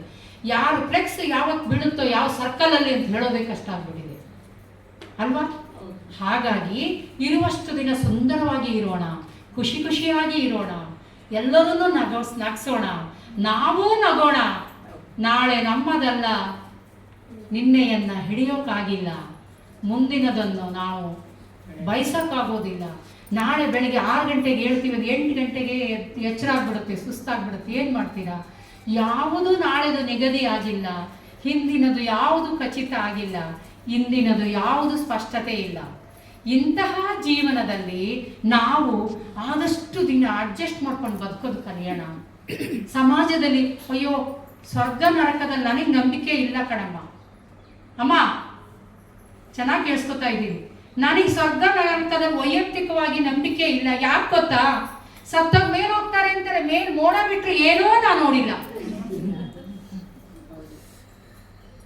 ನಾನಂತೂ ನೋಡಿಲ್ಲ. ಯಾರಾದ್ರೂ ನೋಡಿದೀರಾ? ನೋಡ್ದವ್ರಿದ್ರೆ ಎಕ್ಸ್ಪ್ಲೈನ್ ಮಾಡಿ, ಮೈಕ್ ನಿಮ್ಗೆ ಕೊಟ್ಬಿಡ್ತೀನಿ. ಸ್ವರ್ಗ ನರಕವನ್ನ ನೋಡ್ದವ್ರು ಯಾರಾದ್ರೂ ಇದ್ರೆ ಹೇಳ್ಬಿಡಿ. ಇಲ್ಲ ಅಲ್ವಾ? ಇಲ್ಲೇ ಇತ್ತಲ್ಲ, ಯಾವ್ದು ಅನುಭವಿಸ್ತಿದಾವಲ್ಲ ಅಲ್ವಾ? ನಮ್ಮ ಜೀವನದಲ್ಲಿ ಇಲ್ಲೇ ಐತಿ ಸ್ವರ್ಗ. ನೀವು ಸ್ವರ್ಗ ಅಂದ್ರೆ ಚೈತನ್ಯ ಸಭಾಂಗಣದಲ್ಲಿ ಕುಳಿತು ಒಳ್ಳೆಯ ಕಾರ್ಯಕ್ರಮದಲ್ಲಿ ಭಾಗವಹಿಸ್ತಾ ಇದ್ದೀರಿ. ಅದೇ ಸ್ವರ್ಗ. 100 ಜನ ಮಹಿಳೆಯರು ನಿಮ್ಮೂರಲ್ಲಿದ್ರು, ನಿಮ್ಮನ್ನು ಸೆಲೆಕ್ಟ್ ಮಾಡಿ ಇಲ್ಲಿ ಅಧಿಕಾರಿಯಾಗಿ ಕೂರಿಸಿದ್ದಾರೆ. ಇದು ಸ್ವರ್ಗ ಇಲ್ಲೇ ಸ್ವರ್ಗ ನೋಡ್ತೀವಿ ಅಲ್ವಾ? ಸಮಾಜದಲ್ಲಿ ಅಕ್ಕಪಕ್ಕದಲ್ಲಿ 1000 ಜನ ಇದ್ರು ಕೂಡ ಒಂದು ಒಳ್ಳೆಯ ಗೌರವಯುತವಾದ ಸಂಸ್ಥೆಯಲ್ಲಿ ನೀವು ಒಂದು ಅಧಿಕಾರಿಗಳಾಗಿ ಕೆಲಸ ಮಾಡ್ತಾ ಇದ್ದೀರಿ, ಸೀನಿಯರ್ ಫೀಲ್ಡ್ ವರ್ಕರ್ ಆಗಿದ್ದೀರಿ. ನಿಮಗೊಂದು ಇಲ್ಲಿ ಉಳ್ಕೊಳ್ಳಿಕ್ಕೆ ಅವಕಾಶ ಕೊಟ್ಟಿದ್ದಾರೆ. 3 ಹೊತ್ತು ಊಟ ಕೊಟ್ಟು, ಕಾಫಿ ಕೊಟ್ಟು, ನಿಮ್ಮನ್ನೊಂದು ಚೇರ್ ಹಾಕಿ ಸುಂದರವಾಗಿ ಡ್ರೆಸ್ ಮಾಡ್ಕೊಂಡು ಇಲ್ಲಿ ಬಂದು ಕೂತ್ಕೊಂಡಿದ್ದೀರಿ ನೀವು ಅಂತಂದ್ರೆ ಅದಕ್ಕಿಂತ ಭಾಗ್ಯ ಇದೆ. ಅದೇ ಸ್ವರ್ಗ ಅಂತ ತಿಳ್ಕೊತೀನಿ. ಇಲ್ಲ ವತ್ಸಲ ಮೇಡಮ್, ಏನ್ ಹೆಸರು? ವತ್ಸಲ, ಕರೆಕ್ಟ್ ಹೇಳಿದ್ರು. ವತ್ಸಲ ಮೇಡಮ್, ನಿಮ್ಮ ಸಂಸ್ಥೆಯವರು ಬೇಡ, ನೀವು ಮುಂದಿನ ಸಲ ಅವಕಾಶ ಸಿಕ್ಕಾಗ ನೋಡೋಣ. ಇನ್ನೊಬ್ಬರು ಯಶೋಧ ಅವ್ರು ಕಳ್ಸೋಣ, ಸುಶೀಲ ಅವ್ರು ಕಳ್ಸೋಣ, ಇನ್ನೊಬ್ರನ್ನ ಕಳ್ಸೋಣ ಅಂತ ಹೇಳ್ಬೋದಿತ್ತು. ನೀನೇ ಹೋಗಿ ತಿಳ್ಕೊಂಡ್ವಾ, ನಮಗ್ ತಿಳಿಸು ಅಂತ. ಈಗ ಇದನ್ನ ನೋಡ್ಬಿಟ್ಟು ನೀವು ಹೋಗಿ ನಮ್ಮ ಸ್ಪೀಚ್ ಅನ್ನು ಕೇಳಿ ನಿಮ್ಮ ಸಂಸ್ಥೆಯಲ್ಲಿ ಕಾನೂನು ವಿದ್ಯಾ ಪ್ರಸಾರ ಮಾಡ್ತೀರಿ ಅಂದ್ರೆ ಇದು ಸ್ವರ್ಗ ಅಲ್ಲದೆ ಏನ್ರಿ ಇದು? ಯೋಗ ಅಲ್ವಾ? ಈ ಡಯಾಸ್ ನಿಮಗೆ ಸಿಗುತ್ತೆ ಅಲ್ವಾ? ಹಾಗಾಗಿ ಇದು ಒಂದು ಅವಕಾಶ, ಒಳ್ಳೆಯ ಅವಕಾಶಗಳು ಸಿಕ್ಕಿದೆ ಅಂತಂದ್ರೆ ಅದು ಒಂದು ಒಳ್ಳೆಯ ಸುಯೋಗ ಅಂತ ತಿಳ್ಕೋಬೇಕು ನಾವು. ಇದೇ ಸ್ವರ್ಗ. ನಾವು ನಮ್ಮ ಕೆಲವೊಂದು ಕೆಲಸ ಕಾರ್ಯಗಳಲ್ಲಿ ಎಡವಟ್ಟು ಮಾಡಿಕೊಂಡು ನಮ್ಮ ಮಿಸ್ಟೇಕ್ಗಳಿಂದ ಅದು ನಾವು ಏನೋ ಅವಕಾಶ ವಂಚಿತರಾಗಿ ನಾವು ಸಮಾಜದಲ್ಲಿ ಯಾರಾದ್ರೂ ಬಯಸ್ಕೊಂಡ್ರೆ ಅದೇ ನರಕ ಅಲ್ವಾ? ಸಮಾಜದಲ್ಲಿ ನಾವು ಯಾರಿಗೂ ಬೇಡವಾಗಿ ಬದುಕ್ತೀವಲ್ಲ ಅದೇ ನರಕ ಅಂದ್ಕೊಂಡಿದ್ದೀನಿ. ಸರಿ ಅಂದ್ರೆ ಕ್ಲಾಪ್ಸ್ ಹಾಕಿ. ಸರಿ ಅಲ್ವಾ? ಕನಿಷ್ಠದಲ್ಲೇ ಕನಿಷ್ಠವಾಗಿ ಬದುಕುವಂಥದ್ದು ಯಾರಿಗೂ ಬೇಡ. ಈ ಸರೋಜ ಚಂಗೋಳಿ ಸರಿ ಇಲ್ಲ, ಜಗದೀಶ್ ಸರ್ ಸರಿ ಇಲ್ಲ, ಸುಮತಿ ಸರಿ ಇಲ್ಲ, ರೇವತಿ ಸರಿ ಇಲ್ಲ ಅನ್ನೋದೇ ನರಕ. ಹೌದಲ್ಲ? ಅಯ್ಯೋ ಆ ಮೇಡಮ್ ಬಂದಿದ್ರು, ನಾನು ತುಂಬಾ ಮಾತಾಡಿದ್ರು, ಅದರಲ್ಲಿ 2 ಸೆಕೆಂಡಿಂದ ಇಷ್ಟ ಆಯ್ತು ಅಂದ್ರೆ ಆ 2 ಸೆಕೆಂಡೇ ನಂಗೆ ಸಿಕ್ತು, ಸಾಕು, ಬೋನಸ್. ಹೌದಾ ಅಲ್ವಾ? ಇದು ನಾವು 24 ಗಂಟೆಯಲ್ಲಿ ಖುಷಿ ಖುಷಿಯಾಗಿ ನಾವು ನಕ್ಕು ಬೇರೆಯವರಿಗೆ ನಗಿಸಿ ಒಂದು ದಿನವನ್ನು ಕಳಿತೀವಿ ಅಂದ್ರೆ ಅದೇ ಸುದಿನ, ಸ್ವರ್ಗದ ದಿನ. ನಾನು ತಿಳ್ಕೊಂಡಿರೋದು ನಾವು ಯಾರಿಗೋ ಹರ್ಟ್ ಮಾಡಿರ್ತೀವಿ, ಯಾರ ಹತ್ರ ಜಗಳ ಮಾಡ್ಕೋತೀವಿ, ಬೇಜಾರು ಪಡಿಸ್ತೀವಿ, ಒಂದ್ ದಿನ ಇಡೀ ಕೆಟ್ಟದಾಗಿ ಕಳಿತೀವಿ ಅಂದ್ರೆ ಅದು ನರಕ. ಅಮ್ಮ ಹೌದ್ರಿ ಮೇಡಮ್. ಅಲ್ಲ, ನನಗ್ ಬೇಜಾರಾಗತ್ತೆ ಅಂತ ನೀವು ಹಾಗೆ ಹೇಳ್ಬೇಡಿ. ಅಲ್ವಾ? ಮಕ್ಳಿಗೆ ಬೈದು, ಗಂಡಂಗ್ ಬೈದು, ಪಕ್ಕದ ಮನೆಯವ್ರಿಗೆ ಬೈದು, ನಮ್ಮನೆ ನಾಯಿಗೆ ಬೈದು, ಬೆಕ್ಕಿಗೆ ಬೈದು, ಹಾಳು ಮಾಡ್ಕೊಂಡು ನಮ್ ತಲೆ ಹಾಳು ಮಾಡ್ಕೊಂಡು, BP ಶುಗರ್ ಜಾಸ್ತಿ ಮಾಡ್ಕೊಂಡು, ಹೋಗಿರೋ ಆಫೀಸಲ್ಲೂ ಬೈದು, ಏನ್ ಮಾಡೋದು? ಹೊಟ್ಟೆ ಪಾಡಿ ಬಿಟ್ಟು ಹೊಂಟಿದ್ದೆ ಇತ್ಲ. ನಿಮ್ಮ ಹತ್ರ ಯಾರು ಹೇಳ್ತಾರೆ ಸರಿ ಕಟ್ಟಲ್ಲ, ಮಾಡಲ್ಲ, ಪ್ರಿನ್ಸಿಪಲ್ ಅಮೌಂಟ್ ಹೇಳಿದ್ದೆ ಹೇಳ್ಬೇಕು, ಬಡ್ಡಿ ಎಷ್ಟು ಅಂತ ಹೇಳಿದ್ದೆ ಹೇಳ್ಬೇಕು, ಬಸ್ ಎಂಟ್ರಿ ಹಾಕಲ್ಲ, ಸೈನ್ ಮಾಡಲ್ಲ, ಸೈನ್ ಮಾಡಕ್ ನಿಮ್ಮನೆ ಹತ್ರ ಬರ್ಬೇಕು, ಸಾಯ್ತಾರಂಗೆ ಜೀವ ತಿನ್ನಕ್ಕೆ. ಬಿಟ್ಟು ಬಿಡೋಣ ಅಂದ್ರೆ ಏನ್ ಮಾಡೋದು? ಈ ಬರೋ ಸಂಬಳ ನನ್ನ ಸಂಸಾರಕ್ಕೆ ಬೇಕಾಗಿದೆ. ಒಂದ್ಸಲ ನಾನು ಅನ್ಸಿರುತ್ತಲ್ಲ, ಬಾಯ್ ಬಿಟ್ಟು ಹೇಳ್ತೀವ ಇಲ್ಲ ಗೊತ್ತಿಲ್ಲ, ಒಂದ್ಸಲ ನಾನು ಅನ್ಸಿಲ್ವಾ? ಯಾರಿಗಾರು ಅನ್ಸಿಲ್ಲ ಅನ್ನೋ ಕೈ ಎತ್ತಿ. ಮಾಡೋ ಕೆಲಸ ಒಂದೊಂದ್ಸಲ ಬೇಜಾರು, ಯಾಕಂದ್ರೆ ಕ್ರಿಯೆಗೆ ಪ್ರತಿಕ್ರಿಯೆ ಇರ್ಬೇಕು. ಎದುರುಗಡೆ ಯಾರು ನಮಗ್ ಸರಿಯಾಗಿ ನಡ್ಕೊಂಡಿಲ್ಲ ಅಂದ್ರೆ ನಮಗೊಂದು ತಾಳ್ಮೆ, ನಾವು ಹುಳಿ ಉಪ್ಪು ಖಾರ ತಿನ್ನಲ್ವಾ? ಪಲಾವ್ ಹಂಗೆ ಮಾಡ್ಬಿಡ್ತೀರಾ? ಅದಕ್ಕೆ ಈರುಳ್ಳಿ ಬೆಳ್ಳುಳ್ಳಿ ಶುಂಠಿ ಹಾಕಲ್ವಾ? ಸಿಟ್ಟು ಬರುತ್ತೆ ಅದು ತಿಂದವರಿಗೆ, ಹೌದಲ್ವಾ? ಒಂದ್ಸಲ ಒಂದ್ ಸಿಟ್ಟು ಬಂದ್ಬಿಡಲ್ವಾ? ಈ ಸರೋಜ ಚುಮ್ಮಡಿ ಗಂಟೆಗಟ್ಲೆ ಮಾತಾಡಿದ್ರೆ ಸಿಟ್ಟು ಬರಲ್ವಾ? ಜಗದೀಶ ಸಿಟ್ಟು ಬರ್ತಾ ಇಲ್ವಾ? ಎಲ್ಲ ಮಕ್ಕಳು ಸೇರ್ಕೊಂಡು ನನ್ನ ಒಬ್ಬನಿಗೆ ರುಬ್ತಾ ಇದ್ದಾರೆ, ನಿಮ್ಗೆ ಸಿಟ್ಟು ಬರ್ತಾ ಇಲ್ವಾ? ಸರ್, ಅದು ರಿಲ್ಯಾಕ್ಸ್ ಬೇಕು. ತುಂಬಾ ಕುತ್ಕೊಂಡಿದ್ದಾರೆ, ನಂಗೆ ಕಾಲ್ ಬೈತಾ ಇದೆ ಕುತ್ಕೋ ಅಂತ, ನಿಮಗೆ ಬೆನ್ ಬೈತಾ ಇದೆ ನಿತ್ಕೋ ಅಂತ. ತುಂಬಾ ಹೊತ್ತು ಕುತ್ಕೊಂಡಿದೀನಿ, ನಾವು ತುಂಬಾ ಹೊತ್ತು ನಿಂತ್ಕೊಂಡಿದೀನಿ. ಒಂದು ಚೇಂಜ್ ಇದ್ರೆ ಮತ್ತೆ ಇನ್ನೊಂದು ಸೆಂಟೆನ್ಸಿಗೆ ಮೂಡ್ ಬರುತ್ತೆ. ಒಂದು ವಶೀಕರಣ ಇಲ್ಲ ಭಾಷಣದಲ್ಲಿ ಅಂದ್ರೆ ಅದು ಬೋರ್ ಆಗುತ್ತಲ್ವಾ? ಇದುವರೆಗೂ ಗ್ಯಾದರ್ ಆಗಿರುವಂತಹ ನಿಮಗೆಲ್ಲರಿಗೂ ನಾನು ವಂದಿಸ್ತಾ ಇದ್ದೀನಿ. ತುಂಬ ಸಂತೋಷದಿಂದ ನಿಮ್ಮ ಸಂಸ್ಥೆಗೆ ನಾನು ಬಂದು ಭಾಗವಹಿಸಬೇಕು ಅಂತೇಳಿ ಬಂದೆ. ನಿಮ್ಮ ಆಹ್ವಾನದ ಮೇರೆಗೆ ನಿಮ್ಮೂರಿಗೆ ಕುಮಟ, ಹೊನ್ನಾವರ, ಸಿರ್ಸಿಗೆ ಬಂದು ನಿಮ್ಮನ್ನು ನೋಡ್ತೀನೋ ಇಲ್ಲೋ ಗೊತ್ತಿಲ್ಲ. ಆದರೆ ಈ ಥರ ಅವಕಾಶಗಳು ಸಿಕ್ಕಾಗ, ಬೇರೆ ಜಿಲ್ಲೆಯವರು ಇದ್ದಾರೆ ಅಂತ ಗೊತ್ತಾದಾಗ ನಾನು ನಿಮ್ಮನ್ನು ನೋಡಬೇಕು, ನಿಮ್ಮ ಜೊತೆ ಇರಬೇಕು ಅಂತೇಳಿ ಆಸೆ ಪಟ್ಟು ಬಂದೆ. ನನ್ನ ಮಾತುಗಳಲ್ಲಿ ಏನಾದರೂ ನಿಮಗೆ ಅರ್ಥ ಆಗದೇ ಇರೋದಿದ್ರೆ, ನಿಮ್ಮ ಮಾತುಗಳನ್ನು ಅರ್ಥ ಆಗದೇ ಇರೋದು ನನಗೆ ಬಿಡಿ. ಒಬ್ಬ ರೈತ ಬೆಳೆ ಬೆಳಿಬೇಕು ಅಂತ ಕೃಷಿ ಮಾಡ್ತಾನೆ, ಆದರೆ ಬೆಳೆ ಜೊತೆ ಕಳೆನೇ ಬೆಳೆಯುತ್ತೆ, ಕಳೆ ಅಲ್ಲೇ ಕಿತ್ತಾಕ್ತಾನೆ, ಬೆಳೆ ಮನೆಗೆ ತರ್ತಾನೆ, ಹೌದಾ ಅಲ್ಲ? ಅದೇ ರೀತಿಯಲ್ಲಿ ನಮ್ಗೆ ಬೆಳೆ ಬೇಕು ಅಂದ್ರೆ ಕಳೆನೂ ನಾವು ಸಹಿಸ್ಕೋಬೇಕು ಅಲ್ವಾ? ಹೌದಾ ಅಲ್ಲ? ಅದೇ ರೀತಿ ಒಳ್ಳೆಯ ಮಾತುಗಳು ಬೇಕು ಅಂದ್ರೆ, ನಿಮಗೆ ಬೇಡದೇ ಇರೋ ಮಾತುಗಳು ನಾನು ಆಡಿದ್ರೆ ಅದನ್ನ ನನ್ನ ಪಾಡಿಗೆ ನನಗೆ ಬಿಟ್ಬಿಡಿ. ನಾನು ರೀಕರೆಕ್ಷನ್ ಮಾಡ್ಕೊಡ್ತೀನಿ. ನನ್ನ ಅಮೂಲ್ಯವಾದ ಸಮಯವನ್ನ ನೀವೆಲ್ಲ ಸಹೋದರಿಯರ ಜೊತೆ ಕಳೆದೆ ಅಂತೇಳಿ ನಾನು ಭಾವಿಸ್ತೀನಿ. ಕೆಲವರಿಗೆ ಬೋರ್ ಆದ್ರೆ ನಾನು ಕ್ಷಮೆ ಕೊಡಿ. ಹಾಗೆ ಖಂಡಿತ ಬೋರ್ ಆಗಿಲ್ಲ ಮೇಡಮ್. ಇನ್ನೊಮ್ಮೆ ಅವಕಾಶ ಸಿಕ್ಕಾಗ ನಾವು ನೀವು ಒಂದಾಗಿರೋಣ. ನನ್ನ ನಂಬರ್ ಹೇಳ್ಬಿಡ್ತೀನಿ, ದಯವಿಟ್ಟು ಬರ್ಕೊಡಿ, ಇಲ್ಲ ಮೊಬೈಲಲ್ಲಿ ತಗೊಳ್ಳಿ. ಕೆಲವೊಂದು ಸಮಸ್ಯೆಗಳನ್ನ ಹೇಳ್ಕೊಳ್ಳೋಕ್ಕೆ, ನಿಮ್ಮ ಫ್ಯಾಮಿಲಿ ಸಮಸ್ಯೆ ಇರ್ಬೋದು, ಕೆಲವೊಂದು ಯಾವುದೋ ಒಂದು ಸಮಸ್ಯೆಗಳನ್ನ ಹೇಳ್ಕೊಳ್ಳೋದು ಪಬ್ಲಿಕ್ ಅಲ್ಲಿ, ಇವ್ರು ಹೇಳಿದ್ರೆ ಇವ್ರಿಗೆ ಗೊತ್ತಾಗುತ್ತೆ ಸಮಸ್ಯೆ, ಇವಳಿಗೆ ಎದ್ದು ಕೇಳಿದ್ರೆ ಇವ್ರಿಗೆ ಗೊತ್ತಾಗುತ್ತೆ ಅನ್ನೋ ಸಮಸ್ಯೆಗಳು, ವೈಯಕ್ತಿಕ ಸಮಸ್ಯೆಗಳು ಸಾಕಷ್ಟು ಇರ್ಬೋದು, ನಿಮ್ಮ ಊರಿನ ಸಮಸ್ಯೆ ಇರ್ಬೋದು, ನಿಮ್ಮ ಫ್ಯಾಮಿಲಿ ಸಮಸ್ಯೆಗಳಿದ್ರೆ ನಿಮ್ಗೆ ಹೇಳ್ಕೊಳಕ್ ಆಗ್ಲಿಲ್ಲ, ಚರ್ಚೆ ಮಾಡಕ್ ಆಗಿಲ್ಲ ಅಂತಂದ್ರೆ ದಯವಿಟ್ಟು ಸಂಜೆ 6 ಗಂಟೆ ನಂತರ ಯಾವ ದಿನನಾದ್ರೂ ನನಗೆ ಕಾಲ್ ಮಾಡಿ. ನನ್ನ ಕಚೇರಿ ಸಮಯ ಅದು, ನಾನು ನಿಮ್ಮ ಸಮಸ್ಯೆಗಳಿಗೆ ನಿಮ್ಮೊಂದಿಗೆ ಧ್ವನಿ ಆಗ್ತೀನಿ ಅಂತ ಹೇಳ್ತೀನಿ. 98 447 89 601 ಹೇಳ 9844789601.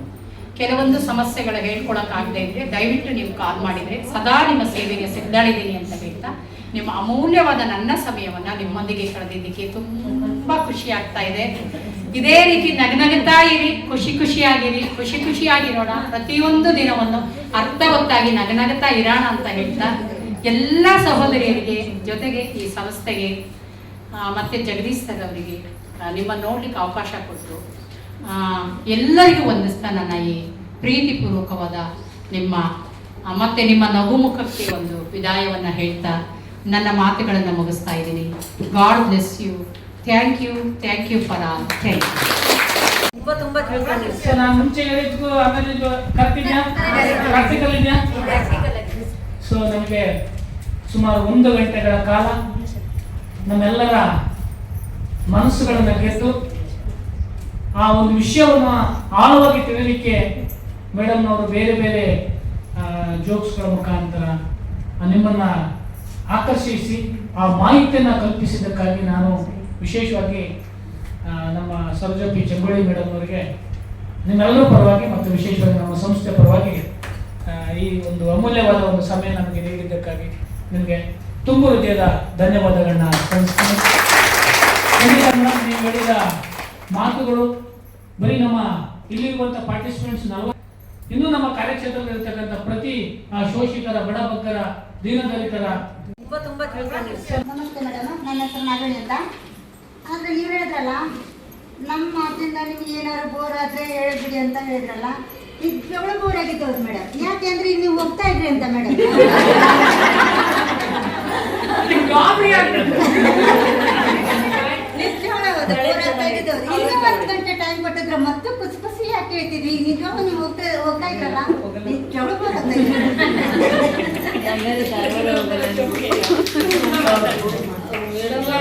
ಇನ್ನೊಮ್ಮೆ ಅವಕಾಶ ಸಿಕ್ಕಾಗ ನೀವು ಇರ್ಲಿ, ಅವಕಾಶ ಸಿಕ್ಕರೆ ನಿಮ್ಮೂರಿಗೂ ಬರೋಣ, ನಾವು ನಿಮ್ಮೂರು ನೋಡ್ದಂಗ ಆಗತ್ತೆ ಅಲ್ವಾ? ಪ್ರೀತಿ, ವಿಶ್ವಾಸ ಮತ್ತೆ ನಮ್ಮ ನಾಲೆಡ್ಜ್ ಅನ್ನ ಬೇರೆಯವರಿಗೆ ಹೇಳೋದ್ರಲ್ಲಿ ನಮಗೂ ಖುಷಿ. ನಾನು ನನ್ನ ವೈಯಕ್ತಿಕ ವಿಚಾರ ಅಂತ ಹೇಳಿಲ್ಲ, ಇವರಿಗೂ ಗೊತ್ತಿದೆ. ನಾನು ತುಂಬಾ ಗ್ರಾಮೀಣ ಪ್ರದೇಶದಿಂದ ನಾನು ಅತ್ಯಂತ ಹಿಂದುಳಿದ ಗ್ರಾಮೀಣ ಪ್ರದೇಶದಿಂದ ಬಂದವಳು. ನಮ್ಮ ಮನೆಯಲ್ಲಿ 10 ಜನ ಮಕ್ಕಳು, ನಾನು 9. ಶಾಲೆಗೆ ನಮ್ಮ ತಂದೆ ತಾಯಿ ಶಾಲೆಗೆ ಹೋದವರಲ್ಲ, ಆದ್ರೆ ನನ್ನನ್ನ ಒಬ್ಬ ವಕೀಲರಾಗಿ ಮಾಡಿದ್ದಾರೆ. ಬೇರೆಯವರ ಮನೆಯಲ್ಲಿ ಕೂಲಿ ಕೆಲಸ ಮಾಡಿ ಬಂದು 10 ಮಕ್ಕಳನ್ನ ಸಾಕಿ ನನ್ನನ್ನ ಇಲ್ಲಿವರೆಗೂ ಆರೋಗ್ಯವಾಗಿ 1 ಗಂಟೆ ನಿಂತು ನಾನು ನಿಮಗೆ ಭಾಷಣ ಮಾಡುವ ಒಂದು ದೈಹಿಕ ಮತ್ತೆ ಮಾನಸಿಕವಾಗಿ ನನ್ನ ಸಶಕ್ತರನ್ನಾಗಿ ನನ್ನ ತಂದೆ ತಾಯಿ ಹೋಗಿದ್ದಾರೆ ಅಂದ್ರೆ ಈಗ ದೈಹಿಕವಾಗಿ ಅವರಿಬ್ಬರು. ನನ್ನ ಈ ಮಾತುಗಳು, ನನ್ನ ನಿಮ್ಗೇನಾದ್ರು ಕ್ಲಾಸ್ ಹೊಡೆದ್ರಿ ಅಂದ್ರೆ ನನ್ನ ತಂದೆ ತಾಯಿಗೆ ಅದು ಸಲ್ಲಬೇಕು ಅಂತ ಹೇಳಿ ನಾನು ಈ ಸಂದರ್ಭದಲ್ಲಿ ತುಂಬಾ ಜನ ಹೇಳ್ತಾರೆ. ಯಾಕಂದ್ರೆ ಇವರು ಸಾಕ್ಷಿ ಇದೆ, ನನ್ನ ಆಫೀಸ್ ಕೊರಿಗೂ ನನ್ನ ಪರಿಪೂರ್ಣ ಕಚೇರಿಯನ್ನ ನಾನು ಡೆಲಿವರಿ ಆಗೆಲ್ಲ ನಿಭಾಯಿಸಿರುವಂತ ನನ್ನ ಕೊರಿಗೂ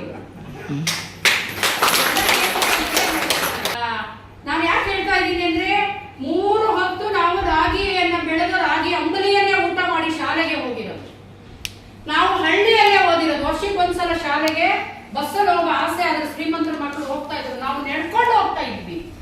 ಎಷ್ಟು ದೂರ ಅಂತ ಗೆಸ್ ಮಾಡ್ತೀರಮ್ಮ? ಎಷ್ಟು ಕಿಲೋಮೀಟರ್ ನಡೆದಿರ್ಬೋದು ಬೆಳಗ್ಗೆ ಮತ್ತೆ ಸಂಜೆ?